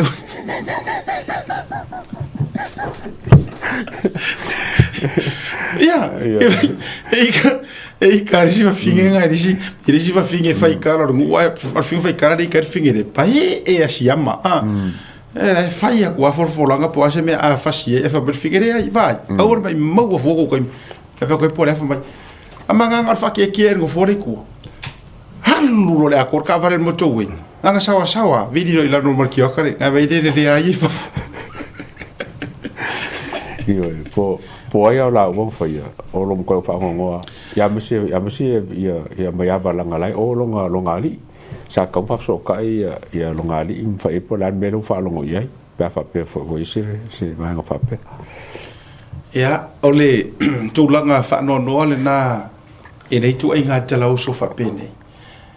ya matato va ai la sa mo ile meleta pe nai nei ia faingo news ma telefone nei fia lo ia vai la sila na sen mail tangata ia maua ia se tasi o page le mai lunga ia fa pe mai se fa matalanga e winga na nai ia lavi to lo with much respect le page to ma to mo la pi sa mo lai au mai lunga fa ta ia to le to te mai but la fe ma tangata lai tu or page to exactly the mele ma te fa so to whether pe mo I pe le mo ele mfaya na ma vatu lunga I esa valida sources ai ma fengol nga fa tu stala se ivanga na o matua I o tamau le leia le info mai I official parlemia wa fa lo kusia le malo o ia fia ale ya ona ia se va maybe mo langa maybe le te fatu langa le tele lava fo yo news matala ia au mai ele page le to matanga tali tu o tanga tale ma corruption se le tu pusa ai pena ma vai atu ona o ma ua fa ali atu ma volinga ele ai la se mea la ma mai ro ama tatu ro tato wala sense mai istangata fa afta ya to le o le vano mo o le foi make follow make feeling io e mata me atoa ma ola pi fa o so manatu o sila kai mi o me ma e mau mai I ona ma ho le su ele fa ma nga la ngai fai lawa e fa la due diligence la research ona la o le upomoni ele mo ele fa sa o ke le lo ya le ato ona I just saw that today ele fa la sa o investigation si tua pa le la fa ma so a fa ya mo then credit yes wingala na le ala ila na ma fa ya o le ale avatua tu langa le pe fa pe mai wa yo ina ma le tu langa fa sa inga ale akaufi se sa ili pe se fa ma nia mo ma wala vai ai o ko inga skai di ko ngwa le fa pro nga va ai kwa o ila ngo viskoka o viskoka fi vele sa lo ia le fa sa le mo fa nga se o solo ale la o mai le si o ri ile ia mau mai me fa pe mai ole fast nga mo o mai o le la te fiu su a fa pe foi na tango o e fa pe fast na paulo le mele la tu pure e tu e la kiere la fa ia godia they are going to create fake page fast you watch out ole la create se fake page fast ai le lo pe ke o create ko e ka fori wala o me ia le fa o me ia fia ile to e kare ko me ngo sa se page nga ngai fa pe mai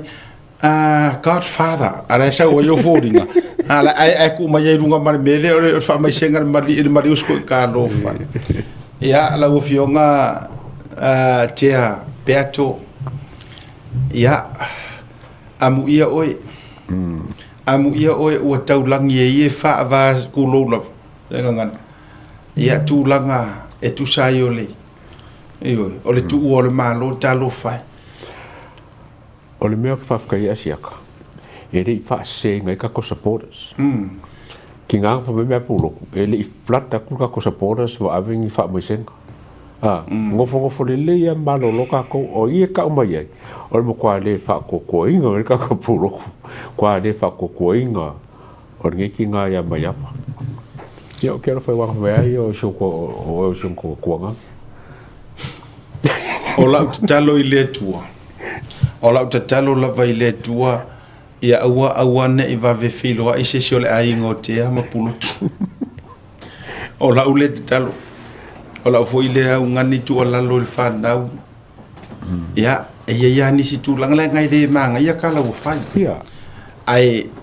awa ne se mafofau ma se tūlanga se fai leanga o le tangata so le e matua e fai mai le mawhiro inga mangango ma kekeke a ngango rang kekeke ele kei roa le ri ma le tua le na matua fa matala lava e matalasi na matua I fa le tonu wa paipa mala vai umore io ele aso na la filo makarenga paura so nga la ri ko fa ma awal makaka no le so le wingala na le ta te fa tu ya o te talo na ia ta ia se ai le nganga fu le o manga ala ele fitau ia se o suima feo yo le o te ama le fio nga ya te mi se fa na o le tele nei New Zealand ia e matua la fili lo le puma avantur na te no foi ma le na o te le te no fo o tau na me e se ma na me te ye ni te ya te fa ya tu ala ngai o le tangata e me mua le se I fai fo ini forfolanga se I fai fo ini forfolanga o se tangata te tau va ai tau poska kalenga se ngase poska kale tiki fo ya vai o te ar ka piko ma ko con el pan ni so le se vai o fai ya ole na ole tūlanga o nisi o tātou whamasinonga ese any updates me tātou whamasinonga ele yengi pe mala vele inga pe wa fala al mela ba fala lili la ba fa mo sa lunga ba ya o me o mo ka ko kalongo inga lim ka ole tūlanga lea I mori mau ia lea wa vai tua wa fa malusia e lava ele whamasinonga le fu wa tau fia le fainga malanga o ka fi passport ma me fa penga on me la banga de ok mo kwa ma fa kele ya kukunga fo e fam singonga man me wo e ka la ba nga nga wo le ma wo ya mo le ma ya ole vaenga fo ile ya ngango mo nei fa uma toi maure marolonga fo mai fa felo ile fio ngaro matia ole mata upusi isi fo itama ngang per me bo te lona sen me ai po mata mata vaenga le na tas wala vale amatanga on tala na fa mai yele to HRPP yele fast wala vana fa ma pini ola tala le no fa ya tua ya auto o isi lo mena murmuri mo mai eto rubbish Io faftaia o le se fact ma se proof ola utala. Ai foi la langa o lenta to na to te sirfia uma HRPP ale wo so mai lo ona foi la o ma tua yo mo te ma felo ai. Na foi la na upa e la to piki mo o me foi o nga ruenga ye tu lo tele fa ale nga tele ana ona ingi kia foi na ona tanga ta foi nai me o pepa foi nga ruenga ma me o me fa pena. Ia, antua ele faile nga ruenga e au ngai nei tina ma nei tangata student visa o lala e piki a mai ore le topis pari o topis ingai nai GI cleanliness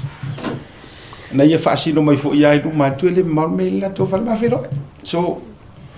o a umana mau rubbish ma denial na fai mai mai mo fuori te awai e fai o to ya ru to no fono foi la so ato o fa karkari e fa karkari fa le leilo io pa war me alo o alu lo o te no fono foi so ato pa me mai mo foi fu te mi mo witu la a o ito inga me lo taru lo o te no fono foi o ma na ro tu le to no ta o ta mo wai lo to ni o ma pe fa peor nana kala pero mai matele i fira yo o tele i fa no o mai nana na pa wale fasile na amatanga na fa mai ai o ye o man mai le to HRPP le to fast maname but yeah ma pa wa fori si me fori le ki tira ko le clip i fori nga mai ngia por ala sa ki sa na i ka nga le pe mi mo ke ma afar ka nga apolo ko ma limong angala ka o li mongi langa su nga o mga fai mai ka o ma ka ko ngi ma kampangi so kere lo pe fingi su kwa kere ngi su ese mai foi le su a fonko wa kere lo le ma mai por me wa fa la ko su o mo fa su le japipi o la su o la ko su o fai ngi mo su kasi el su le matei lo in New Zealand na le su le Western Spring Western Spring e kasi ale su nga lo ke lo le ngi usi le kai isi su lo we ko nga su le ku mai mango es ia a faila fa fonga mai o li mongi ai fia le su le ile ke ngo foi e ko lila le i me fa pena fa toi foi pe fa pe ia fa pe o le ba e sa wi nei ona wa e foi mai te sa wi te alu le su ia alu loi o le feo i mameo kama i manuki mameo o fa pe o le ba e sa wi te alu wa pa una le su lo te lo pa nga su ke le ngi ia e ngala wa fa mo kwa ke le ar su le foi mai ia wala tangata va toi foi e pi fi se hipo ia ai vai a faila ina tonu lete o ina tonu ale te na u ia pa o ke le lo ha ko ai si mo so o te le lo ha o le lo manu ia ia tape na nga su a fono toi ana ia mato o le ala mangu ia mai o ke e winga i me foi fono fa vai ma melenga ma wale le kalanga le na tala ma tau tino ai le lato tama foi le na tala le no fo tala fa nga oi ia pe fa so tu la fono le lato tu pe miliona ia ma fa pe mai si so enga le na mai le news ole na fa tawina ni aisa tu lang fa pena nga le nga fie e fonko o ngo i o kai fongo a le na tonu la vale na paula le na o le foi na pauna o le sule ta te tau whaalongolongo atu whailau i se su fo ile le ia war sunga su wai fo le su fo le i nga po hia po fe le kikira sunga i le po nga ngai sunga ia ngala ar su kele la le kar mo limong yo le kai Western Spring na ino mo oila le a limoni a fa pe e tau ta pena mai e tito fo ile su ia wala ngore wo ia ranga ka pera par mengi e sa ola Isau. Ngala wala fora ko se ba mangkua la nganga ri fa fo ngol par mengi ai ro fora ko se ka mer ko ya ka ho sua a fonko ya si ka karongo le wo batua ya misa de kiripi e saura complain na fono toy fa mo e saula nga complain no ma por kala me le so sumar tasi fonga ba ye o le a maila na fa sea o le so sumar tasi ma por kala me fa pe na ma ta uai o fa mai o ma ua le na fa ya le tala o le o ma fa ya kala e fa pe mai nga kupele nga fa nga nga kala kamalea mai nga ma fa ya ku nga fa ka wai ai sor campaign o a umangi mea mangi mo kulanga le ala fa mai o ma fa tu po ma ti feiminga ia na ia which is anga fa pe e sa o nga mea ele ku paroka awa anga afeki se ti fame ma afeki nga mea makulanga ele ku tang fa pele fa ingo fa kawilanga anga fa ya inga fa kawi ai o mela le te fi adai o pokalame le la mata atua o pokalame mai atipi au tanga vai ile so valu au kuso lua feru lima le ngale ma fuanga ai saulanga complain ya ta ua o le pokalame ne ta fai ile so sutasi au kuso lua feru lima valu ivas furu sukasi 3 days later ai ta avatua ai na ta avatua according ile news akipi au kanga vai ma o leanga ka uma ye ai sai ai usi mai lau fa fonga fong koe o fa fonga mai koe fa fonga le ia o kadinga o yo lau fa fonga I meda ela tak usi mai lau fa fonga o le fa poponga fo ele nei o telefone mai Samoa au ina sa mai mo o e lau le tio fa longo le radio Samoa tasili mai va tolu amo o te fa talo fo lo tatu o te no te walunga o ngā ruenga o le nei va yaso o tala tau longo mai lo tatu o te no Wa fa malo lole ofisa sili sa fa ururu iai ngā luenga. I le ofisa o le fono fa vai le tu malo palota o ano a maalua. E mafua I tua inga ua ia tala ma fa o ngā. Le se furulua afe fa se lauta la o se vai ngā tupe. O le poloketi miliona ta la. Wa fa lia le tu se le te fono le komiti o le fono fa vai le tu malo. Na tu inatu I le ofisa sili o mtanga luenga o tinam tama itai. Atina e o fiu anga maanga fiso tai o loo vaia le poloketi. O le masina o meo le tausanga neina mori mawina ai lea faa le tonu. I le faa tinonga o tiute le ofisa sili. E lua siaki sa talaina le ofisa sili. O le tasi o siaki e faa afe lua se lau. A o le isi e valu afe lua se lau ta la. O le alava tusi o loo faa ilo ai le te fono. Le faa ilo atu e le faa urulungo le mtanga aluenga o tinam tama itai se tusi. Le suesueina le ofisa sili o le ofisa o lea fono faa vae mai a faa ilo ai. O tupena ia tala ma faa o ngā, sa faa tau ai fuala au faa saina o le aisa. Na faa sala I fo I le ofisa sili o lātou nuu, ona o lea ngā yoinga. O le ua faa ilo mai le ofisa sili o mtanga luenga, le fionga I alo au doni na vaa, o tu ina atu le mata upule nei mo ilo ilonga faa le tu la fono maisi la sanga, e tala whenga iai. O le fono tanga le fono fa vae ano a maalua na fai ele aso sfutasi o le masino yulai na fai ngā fono ina I loa le fa muta aloa ia o le toe ngalue ai o le sa avea ma ofisa sili o le ofisa o le fono fa vae ia wala ia ne na mena mga oi wangila o ka umai le o ka umai ai sel mele le ma kilo mo le o le mo o ye ngar kala le har kamale ngofu saingir kupi inga ua fa kala ngoa e lo au le singia lai ko kongu o le official protection million ale la ve ka o fa pe o ka wa pe kala nga ka wa fa ka wa ai lo fa lo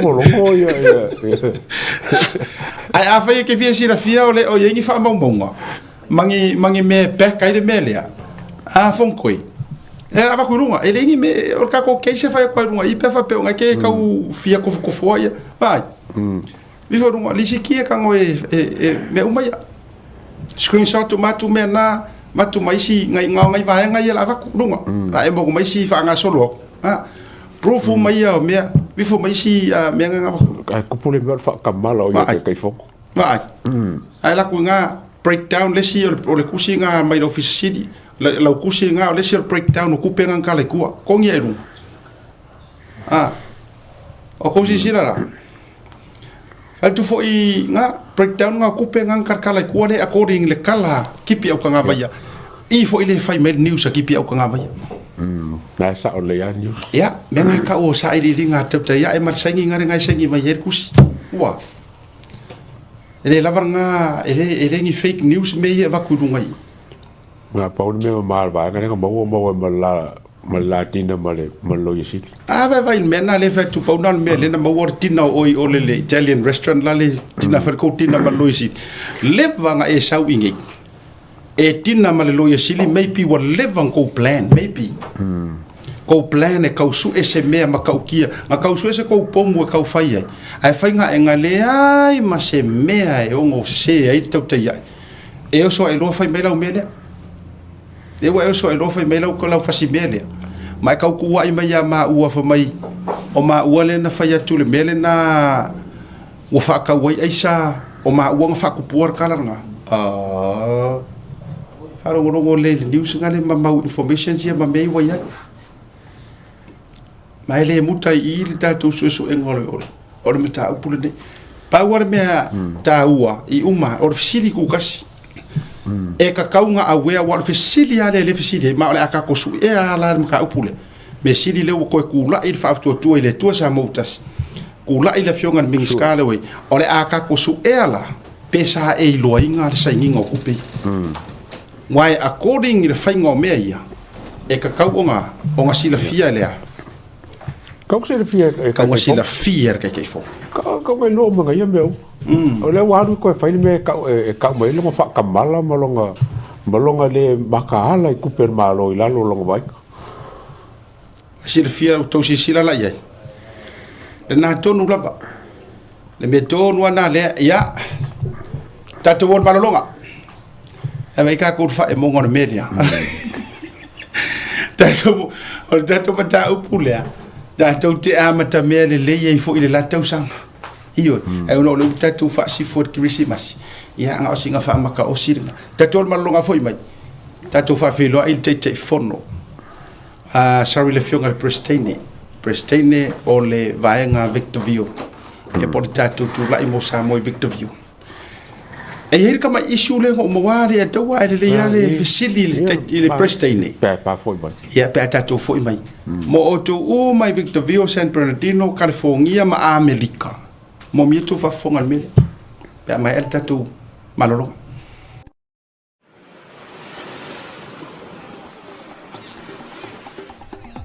So fo manue malangi ma o lo wingo o matai a leota sinau mea tau whao o a ua lawyer Samoa I nail mato officer o le WT Compensation Lawyers mātou te fisosoani tangata wa whaina mai ta avale whale whenga luenga na superannuation claims.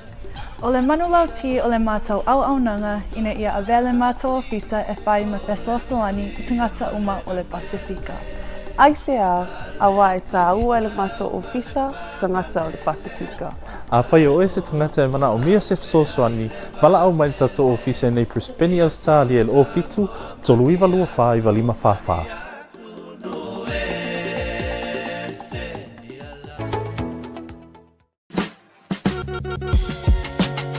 There is no better way to support the 685 than to buy locally sourced goods. Here at Tassie Market, owned and operated by Samoans for the Pacific. Affordable Funeral Services. Whalemaliu, a tamawhanau Samoa, tonga I Okilani New Zealand nei, o oe malo aiga. Affordable Funerals O le tani mo te mitinga o le baliu baleoti. Mili mo inoa o lua tasi, valu o noiva, valu tasi o, ma tu te o atu I lo maota e tele noa. A wase tau whaamama a menga mo to e saunga o le pele I a te oe. Whaafiso tai noa matangi a mosa I le mō pain o lua tasi, valu o noiva, valu tasi o. Po le Facebook, Affordable Funeral Services. O le lau mua, pusa maliu teu ina, I mamanu Pacifica, whapea so seata o designs. E atangi ai lo la tau soifua matang o fie, mo le la le lei, au le lei. Whafisota I loa, matangi a mosa I le olu a tasi, malu o noiva, malu tasi o. Affordable Funeral Services tau tua mo oe, ma inga uma I New Zealand nei.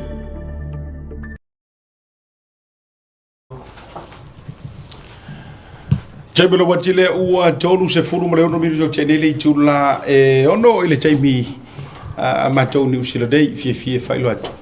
Ya ua mauar matou a vanoa. Ya il tatu studio ya male fionga ile prestende ole mafutanga Victor Vio ele ileva. Asa mafutanga le atua mas community matautia.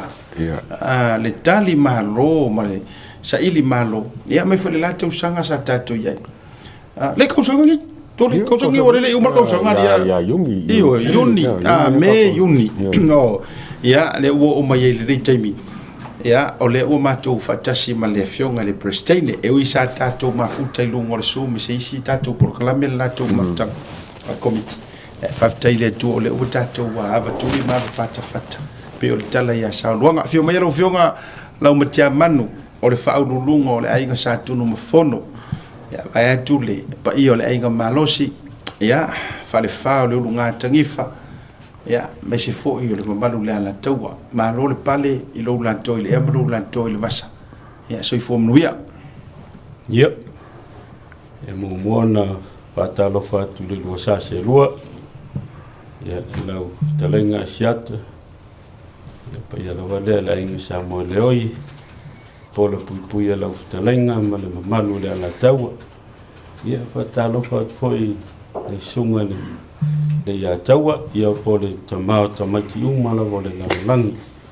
ia o te fatalo fatu foi e sia komiti mamalu o lo la tu tapua ia wa foi lo wa ma wa foi no wesi ia fatalo fatu ia tatu komiti ia le ngato foi leo whawhianga inga taulangi so se whata whai taulanga o lo whapena o na whano no manua waso tatu manuia ia masio tatu atu nu pelo sa mua o te whata lofa atu ia mai lanto umalawo I tue whaole nei larolangi ia wasa ili ngā manuia mo ainga ia le ngato foi leo tatu atu nu sa mua ia ta lofa le lua sa se lua tau whata lofa le tua lo foi de malanga mduia ya ele vai tu foi lama sina e poa fio mai ya le fio ngari prestene ya le ya o te telefono foi le lua pu lo la ele fio ngalo matia o le prestene o maftanga sa tu lai mo sa mo le maftanga fo le o to e fatuina le tausanga le nei leanga ye le matu faterno a o ia foi o le tai fono o le matafale le fatu tu ile tu sa mo utasi e Victor Vio si mai o le ko kai fongo le o le fast supporters ya ma o to u mai na San Bernardino Moreno Valley ya ma pitonu Rialto vai ora me dei la u la fa americana sì vai ora su americani ya auto uma nai mai nga ya ole fionga le alo matia po le fatanga ya fiuva ya o ia le ole te telefono le maftanga al fast po la ingol fatu tu ile tu sa mo tas ai o le aunga o no le taimi o le aunga o mātou wa whaatalitala noanga wo manatu le ia taua se i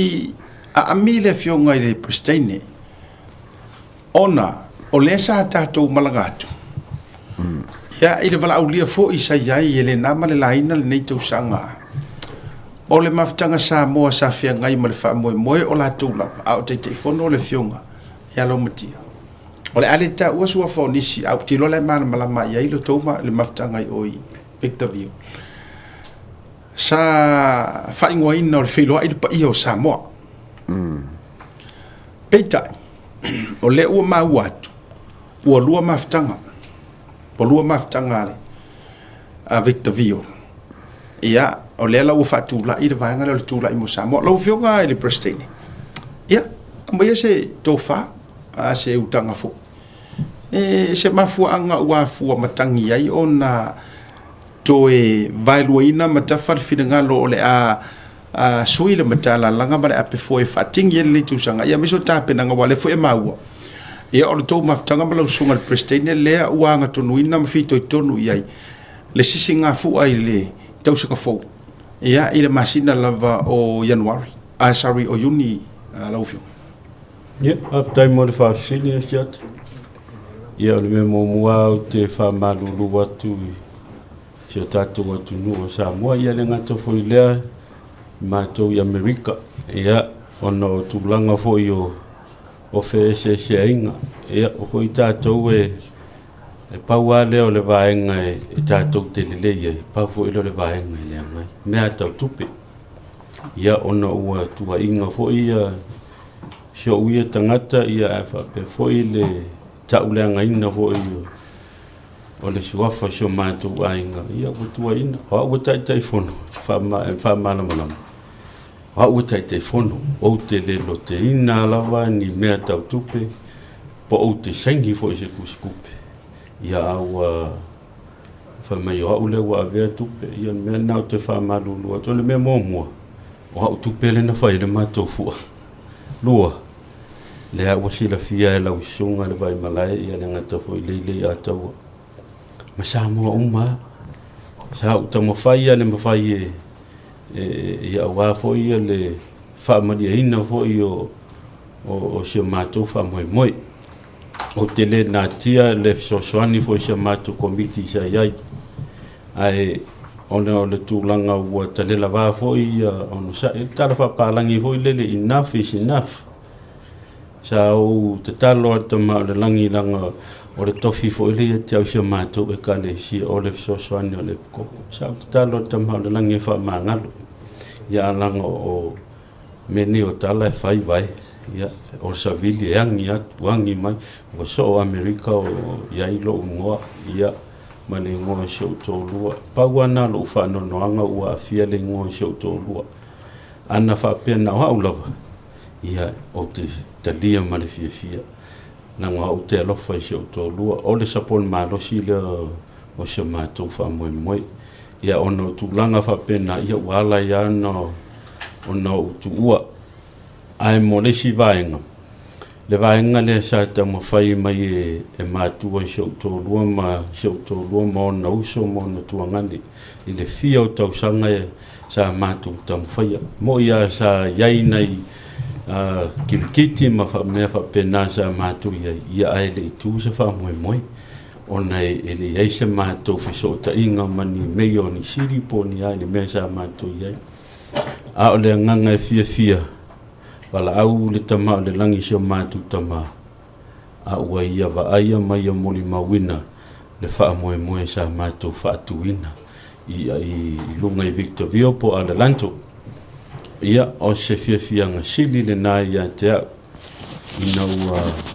wala au tama o le langi sio mātu tama a ua alu malona fia malona mautinoa ua mawhai o na wha atuina e lana whanau ma i la tau na lango ina le wha moe ia le nei lava sisi ngā fua ua mawai atu ia peo le tūlanga le nā ele le ia le wha manino le sio tātou atunu ane ngata i leo tātou o Amerika mai nā tau whafonga mai wa o lea e iai le wha alua whesasi o wai e whai le fua lea ua utala manino atu le nei a fiafi ia o le fua e whai e le tūlai mo Samoa. I le tausanga fau, iuni aso luas fulu maritasi se ia pā ia le aso luas fulu marifitu. Aso sā i le aso tō nai. O i mātou lea o le a whaia le tātou fua. Ia o le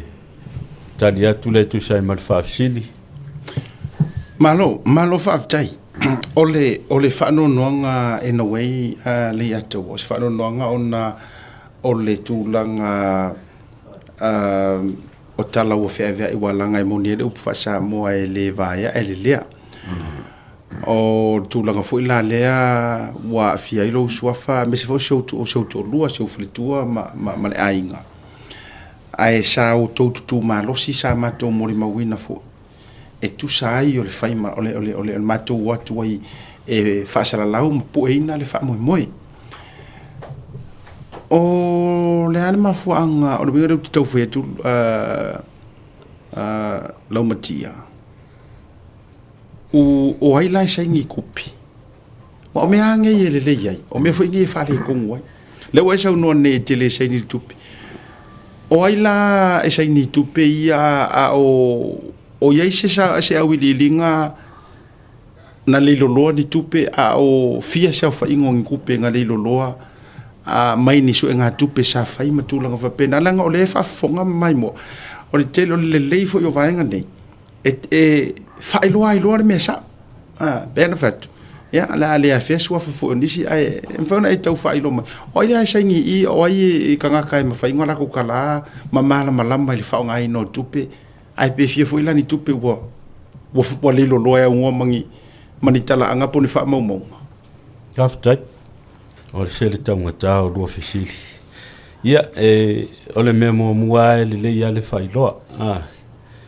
Na mata mai ale matou wa wha moe na ua whaimalanga atu ia le tātou whainga mālole wa iei nei.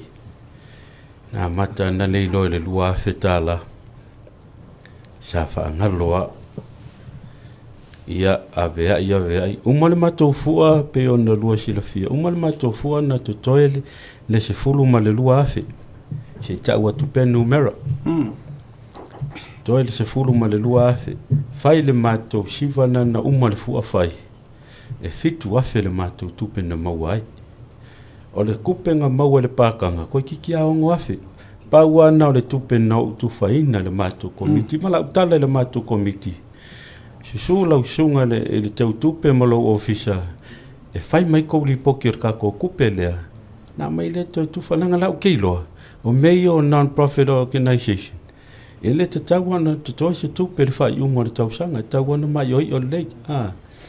Ia ae o nā tupe uma. Na ho o mai ai le ina ua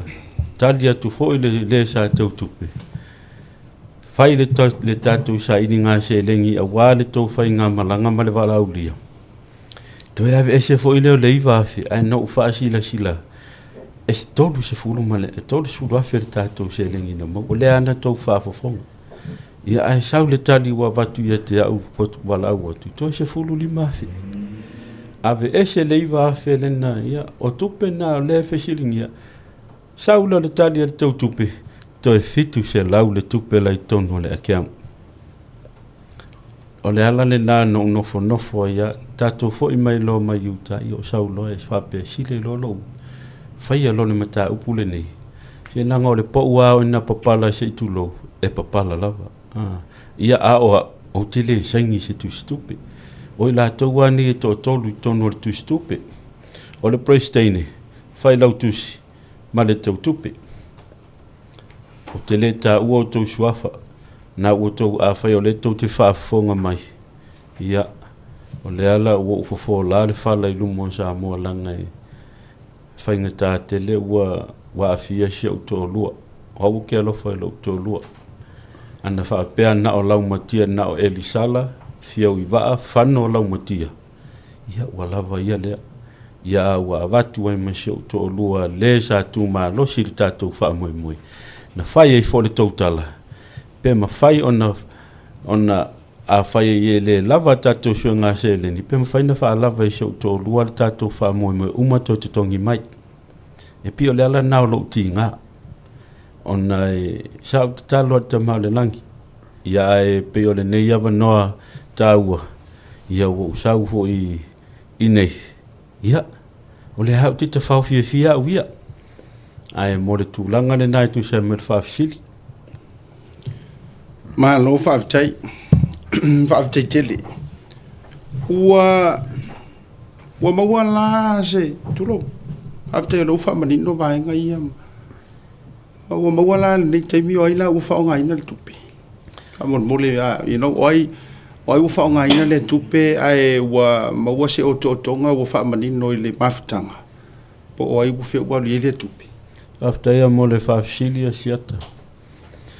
Na umare mato whauntanga na o tu mo whamawai o tu ai lunga o watu. Ia, o tala hui le pu lea ta ita si o ta ita ia loto tu lunga elei ma se mea na whapea no whapisa. O le tu langa na le whawhisili.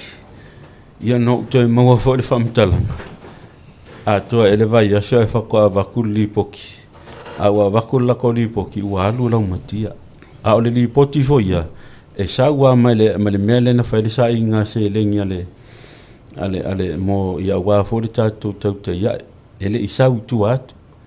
Ia au whawhisili. O le talimanino o te leilo po aile a vea ia se lengi. Ale paua i o tangata ia le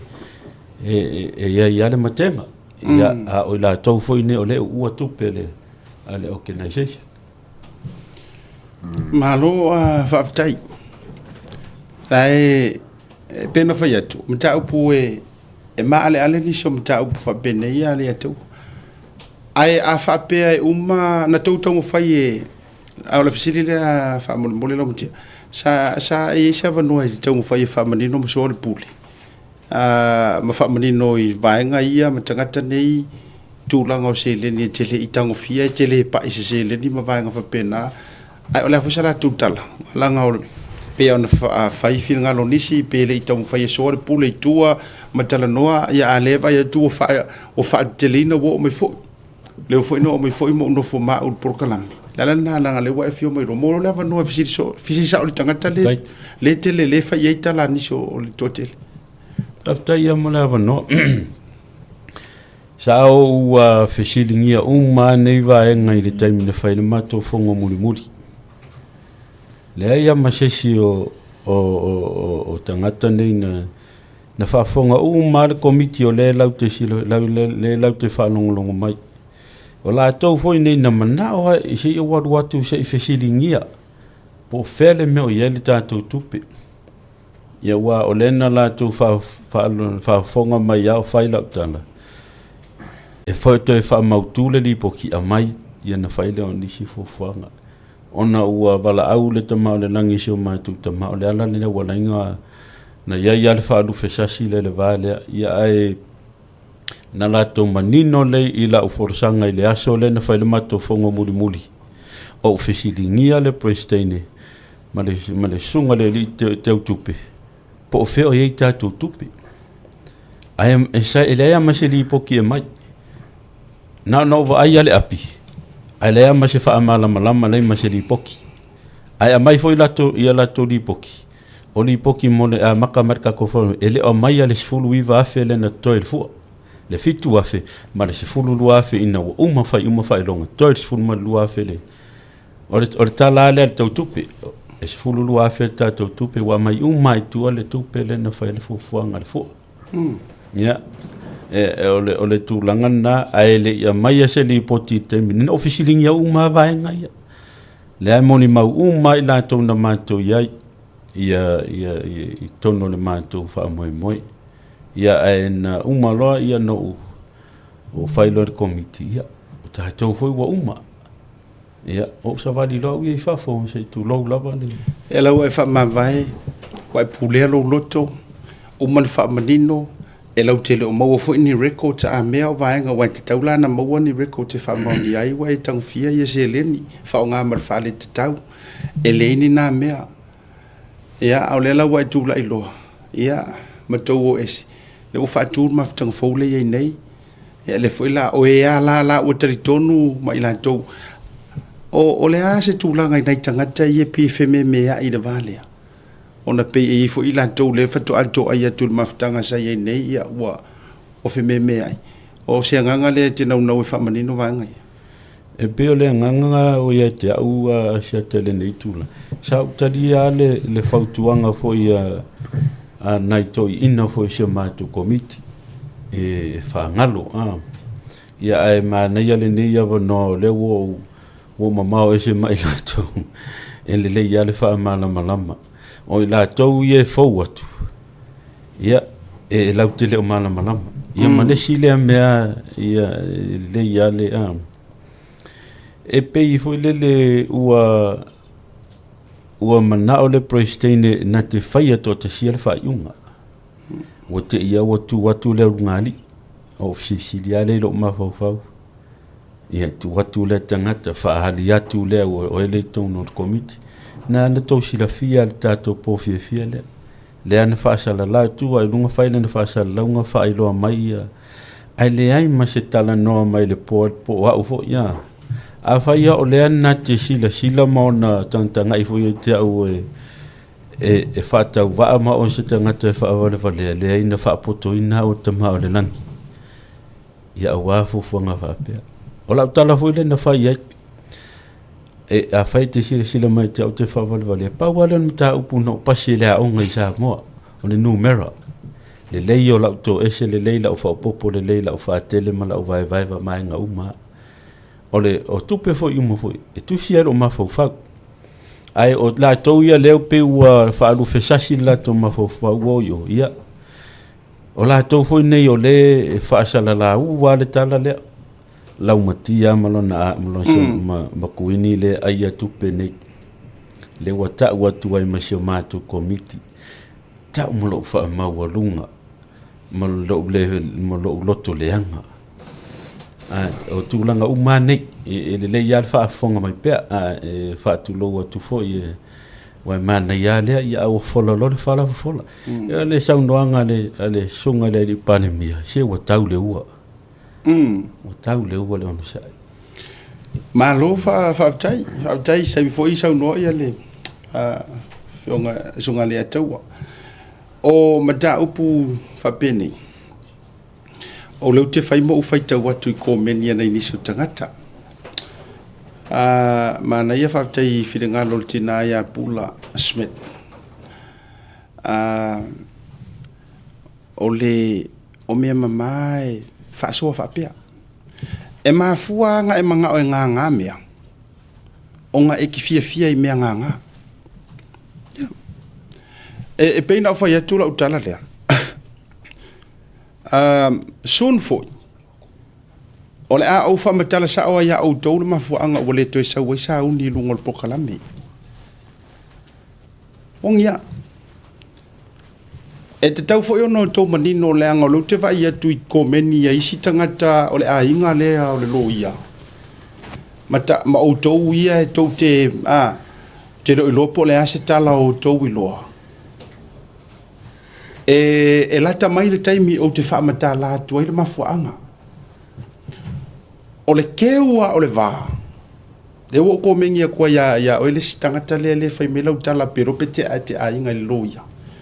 Awa so o mantaluna le to e saule loia lunga program. O te vai pea mo vai pea ia auto te whaale mafufau mai mo tau tala. Mo tau tau whaile tau te tau tua I mai po le hase mea o tupu ma mea whapena. Ele umia I pea langa o ngofo. Ma ngofo ma ko au malanga. Ai le whaalia kulo ia o kōru mea. Na paule mea, are you ready to receive it? Paungan mea o ke pole ai.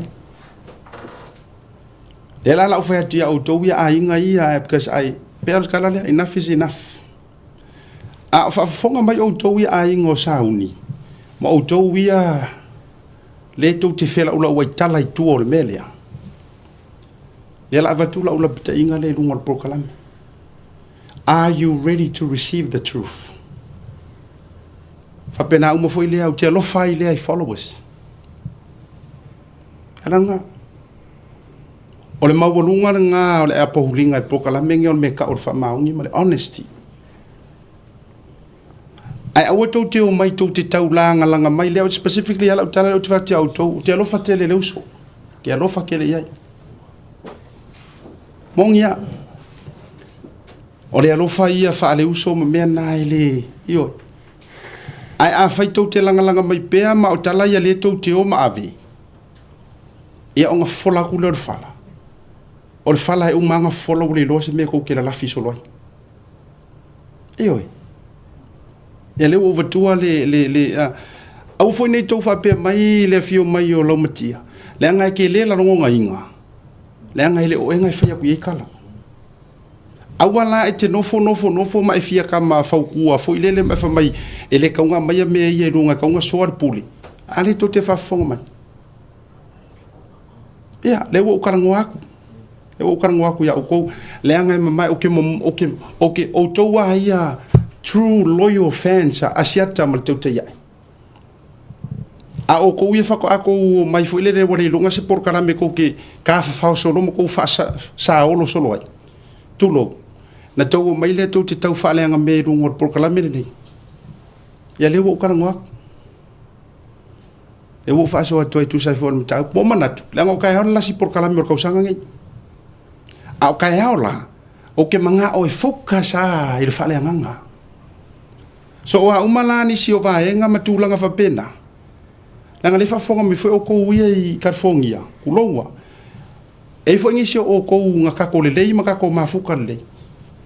a wa ka fale so foi oto ela ino mana oi to te fsiri so te fsiri so ai sa wala ye sa un irunga pokalam ai sa ele o fa ya que le story o me alanga wo tau fa no o le tau oso mai o ele le te vai tu pi te tau a inga po a ya nga o ka ngoi read la ko mengi nga wo reply e to ye to ka se kele e kele anga o fa yak fa penga e kele a le story o ai me male pele pe mo nga li e kele yaranga ala wo fayak fa penga pe afa pe o konga a ko lo fa mongia ya i loya o so se me ko ke la fie eso i ko ke o mai ko afi mai ngai o to fo ia to te followers mai me fa pena a fai to te pi mai ke sta o po fe to te so se por kala me to te io ele ia lu la no mna to i fo ile to lo ia fionga lo matia le anga o le fo ke malama ia li atmako yo uma e to te le la ngona ina ko ke le la ngonga inga le anga ile okupu ya oku ele o se sila lauso ai kupi ele o se sila lauso wa ele o se sila lauso wa e ke le la ngonga inga ia nga le o fetoi sa o lo ale fua mongi ar kala la uri lang fai ai o ko fsiri so ele a sa fainga ai a fai mai ngai mako kala fa mai e a o enga o le ko sa wi sa ungi o le a male ka ro fai ta lo fai ele na o fai atu ke le si kala o ke le langa o ke alo fai le reputation or kanga ai ke le va penga langa ke le ro mafo fa e uile o ko kala ko ai ko ke fai so mai lo la mele o te vai atu lo inisio o to te taulanga langa ma me ia ma ya a makalo malua feru o il to fa fonga le mentu ya la utal no la na lu fa la fa ala fa fonga fo i ma fio langa la ma fo i le fio ngar ke fonga plesking ioi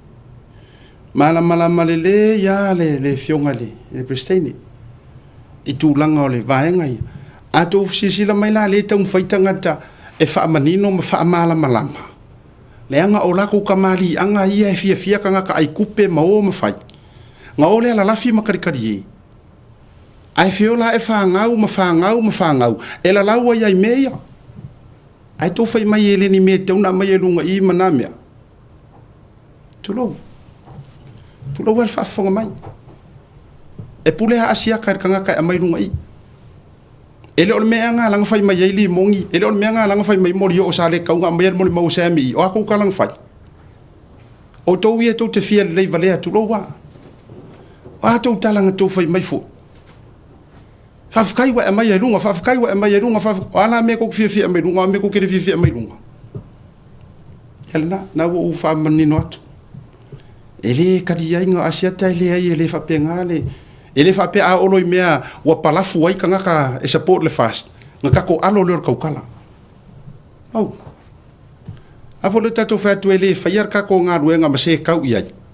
a ele fia la ia to te ia e manga mea alo so por kala me ki fia ki na a o ai sa lungo por kala me le ala foi nga ke fiu ke fia i ka ia ke e ki sa wa ke maka ai sea la ngai mongi ma fa maungi mea o ke kaukala koe ma mea vatulunga e sa ngoa ko ili aka o mea u maya e kau mu uma as much as you wika koe nga e fa orima e ke maka la ke maka me for kemi you are watching us yeah la le wala ina o fa tu fa pea le ai e tu te sisi le mai le ai ka un fa sia ka mali e tau mo fa ia se fa nga le nga wo yongi you lai Augusto, setembro, oktoba, novembro, dezembro, lai kau so hal puli. Fiku masinga o kau uia au wala uma. Le ma fai lava. Ai nga or fakere ingo le lau ai kupi. Ai fai pisingisi. O mato wo uma yai o. Ai lau e kanga kai le fai nga ruenga ma kanga kai le ngi pisingisi. Le ai kupi o kanga kai kere pisingisi o Amerika o le uma ko va vai. O fela ta o toai le make sense ma le make sense o ia mea. Ala na le ala ina tau o vatu. So ma le o tu finanga. Ai o so mai makala o ele le ke vai ku a ele fiaru le loia e ke fa vale le loia fa ko ro loia ma ke e o sa fu ma kala fa mai o le ama anga le loia o ke o Amerika. On fait un tout pour na mea. Ala na le o te fa ya tu. Yang o tātou tangata e fu o ka kolonga. Awala le fia o nga o kongi mai. Ai vai ke o kongi aku pase pomu ako mikanga ke ile wore ko vai se sirungo ngi fonga ile. Tu do fa fonga mai ale tunu. Nga o le fo i hono le fua. Tau te le lo mai. Tua ma mena. Ya nga. Ya. Al tulanga la na la ufiong fa malu lu tu lo mtia fa malu fo ia le tu le lang le tate va ia tu fo ia tangata ni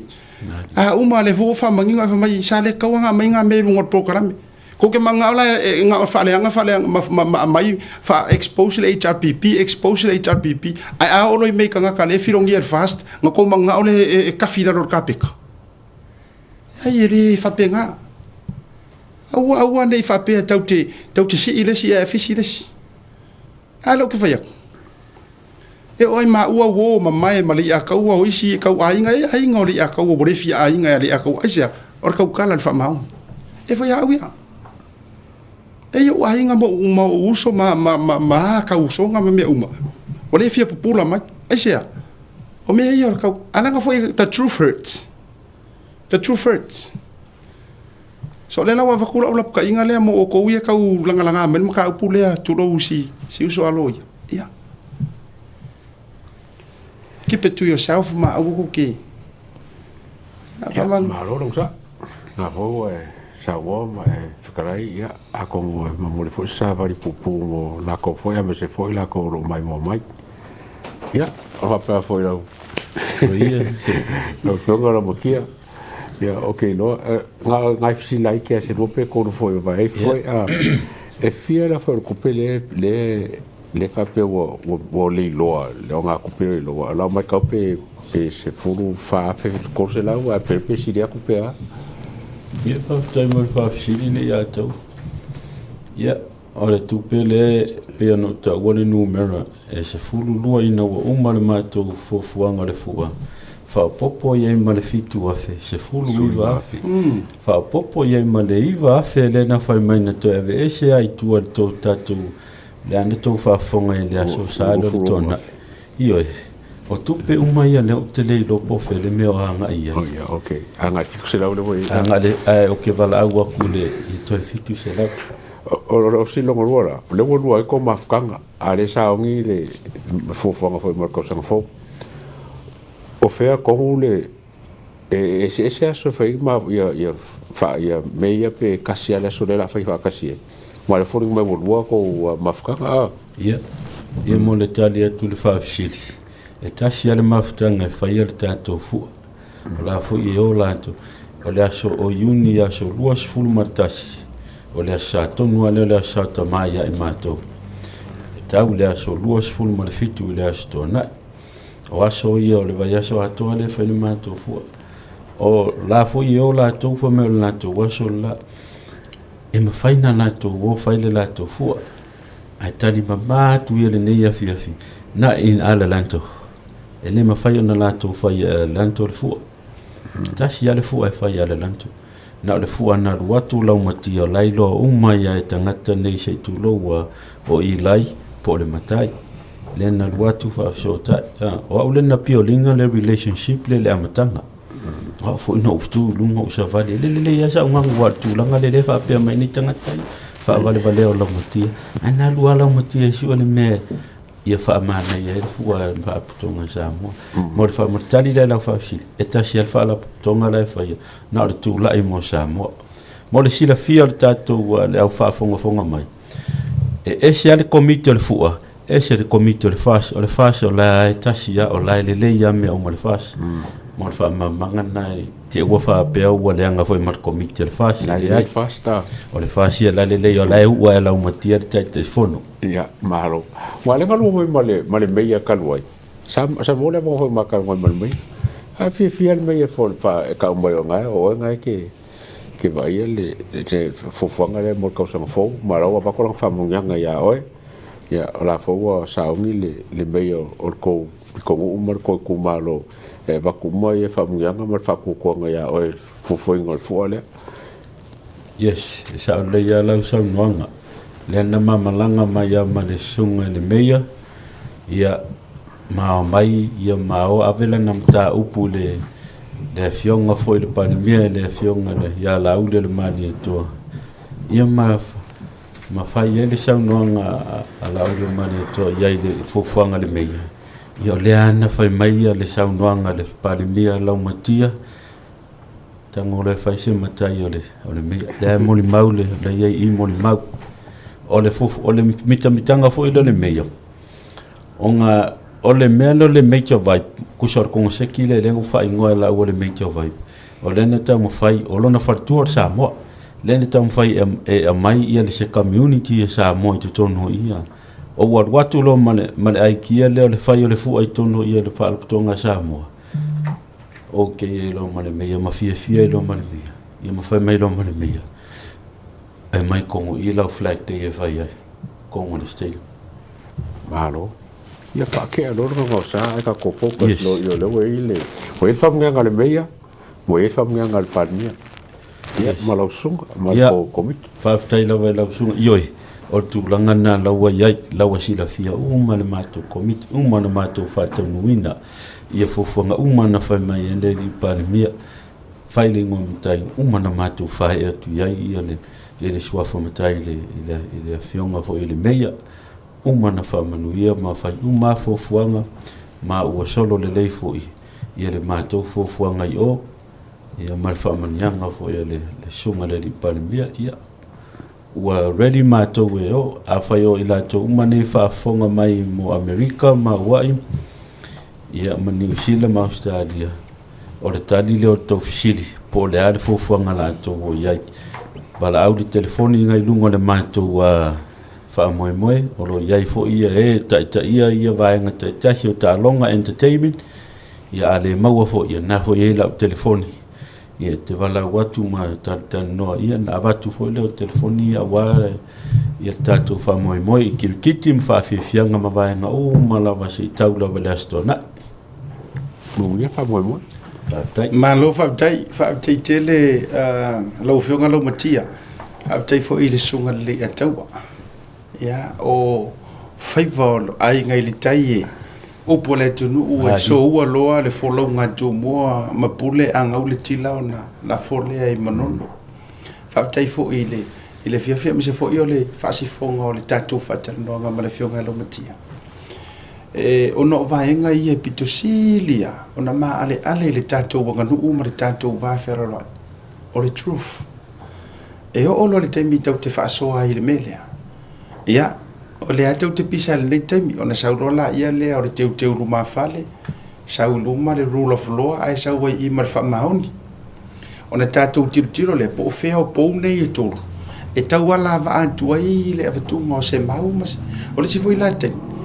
E tau te tū ai le to o le tūlanga o le vā whēra loai, o le vā tangata, o le awa whata. Hioi, e ti ngā fo i na tumu ma tau māsua i le isi tei. Ai, o le ongo sa ia, e o lo lava le fu, o le ngeia upu, e o lo lava. Ai ata vā i atu. E pe iar sa noanga sunga la au le mali to le stemi le ataua ma laumatia. Ata nofo fo i wale tali. Ona whaapea i leo tangata ai e sao. Mai. O le lalau mai pea mele le no whatu le wheri keisi lea mātou sa moa. Ile i upuia.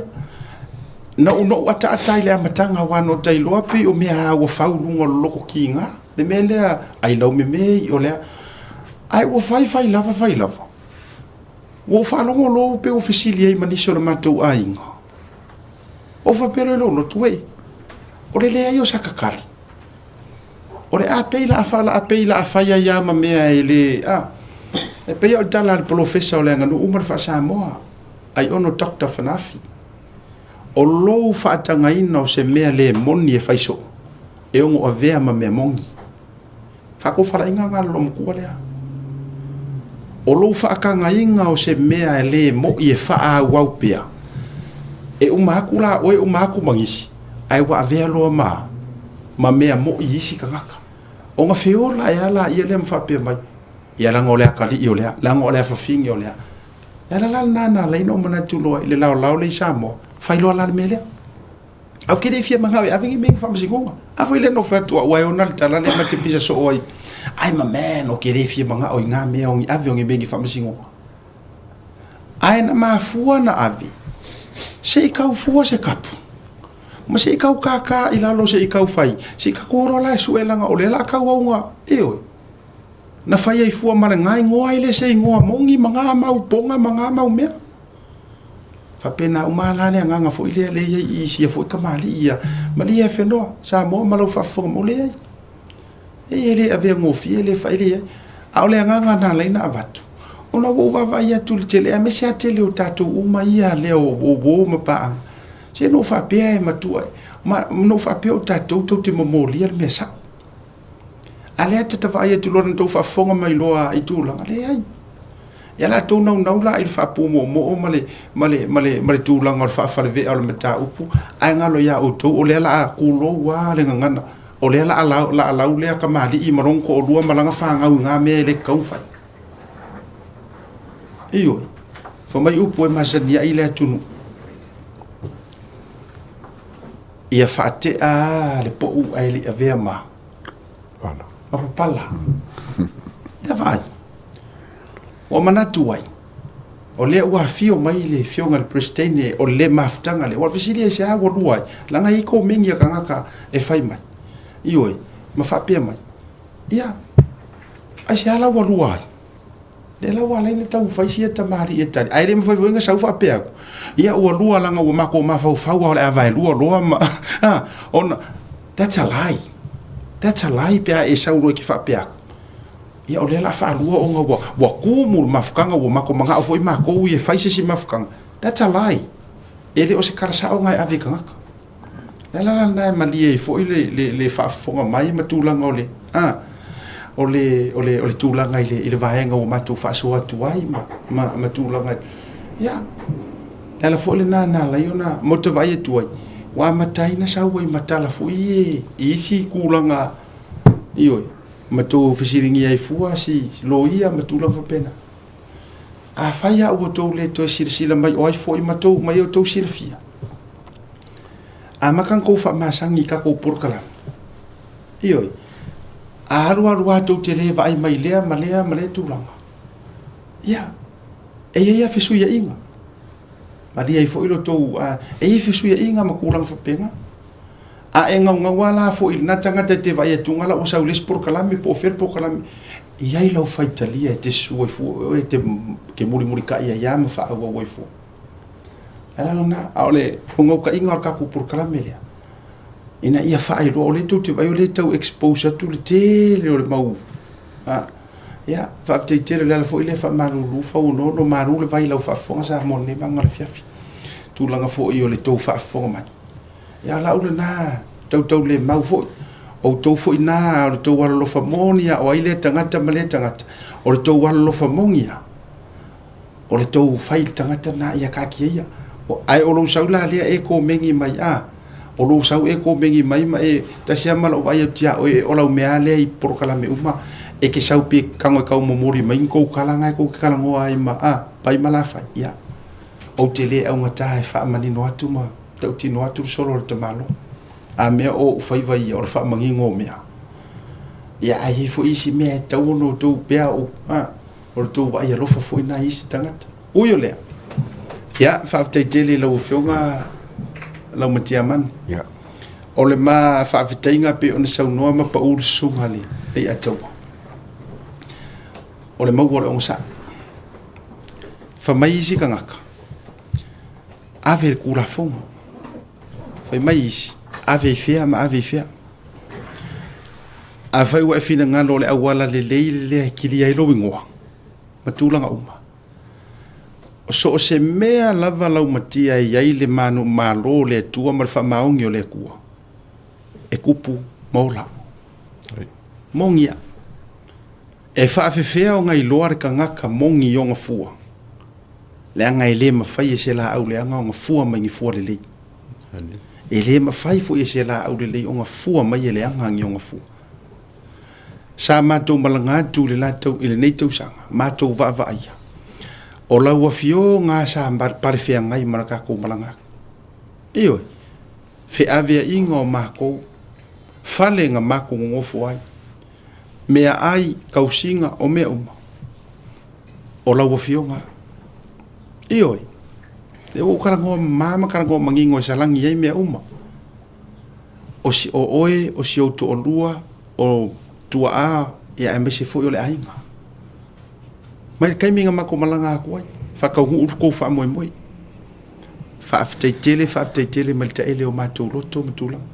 o me tupu fa loto ifale ele ya se nu o popea o le tatalo fo ia taulu ia ai to solo ngale le vai matulanga va no fo fo bai le kala e fai le masanga pilua o tai mama tilo fai nga pe fe wa yo kapakua a ia ko mau pero ka ferfang e ri tari tunua ia ele mala ese foi tulanga foi silata mali manisi foi a war fa fonga bai le vai ole a se tu ala le vatu le tu te ia e matulanga uma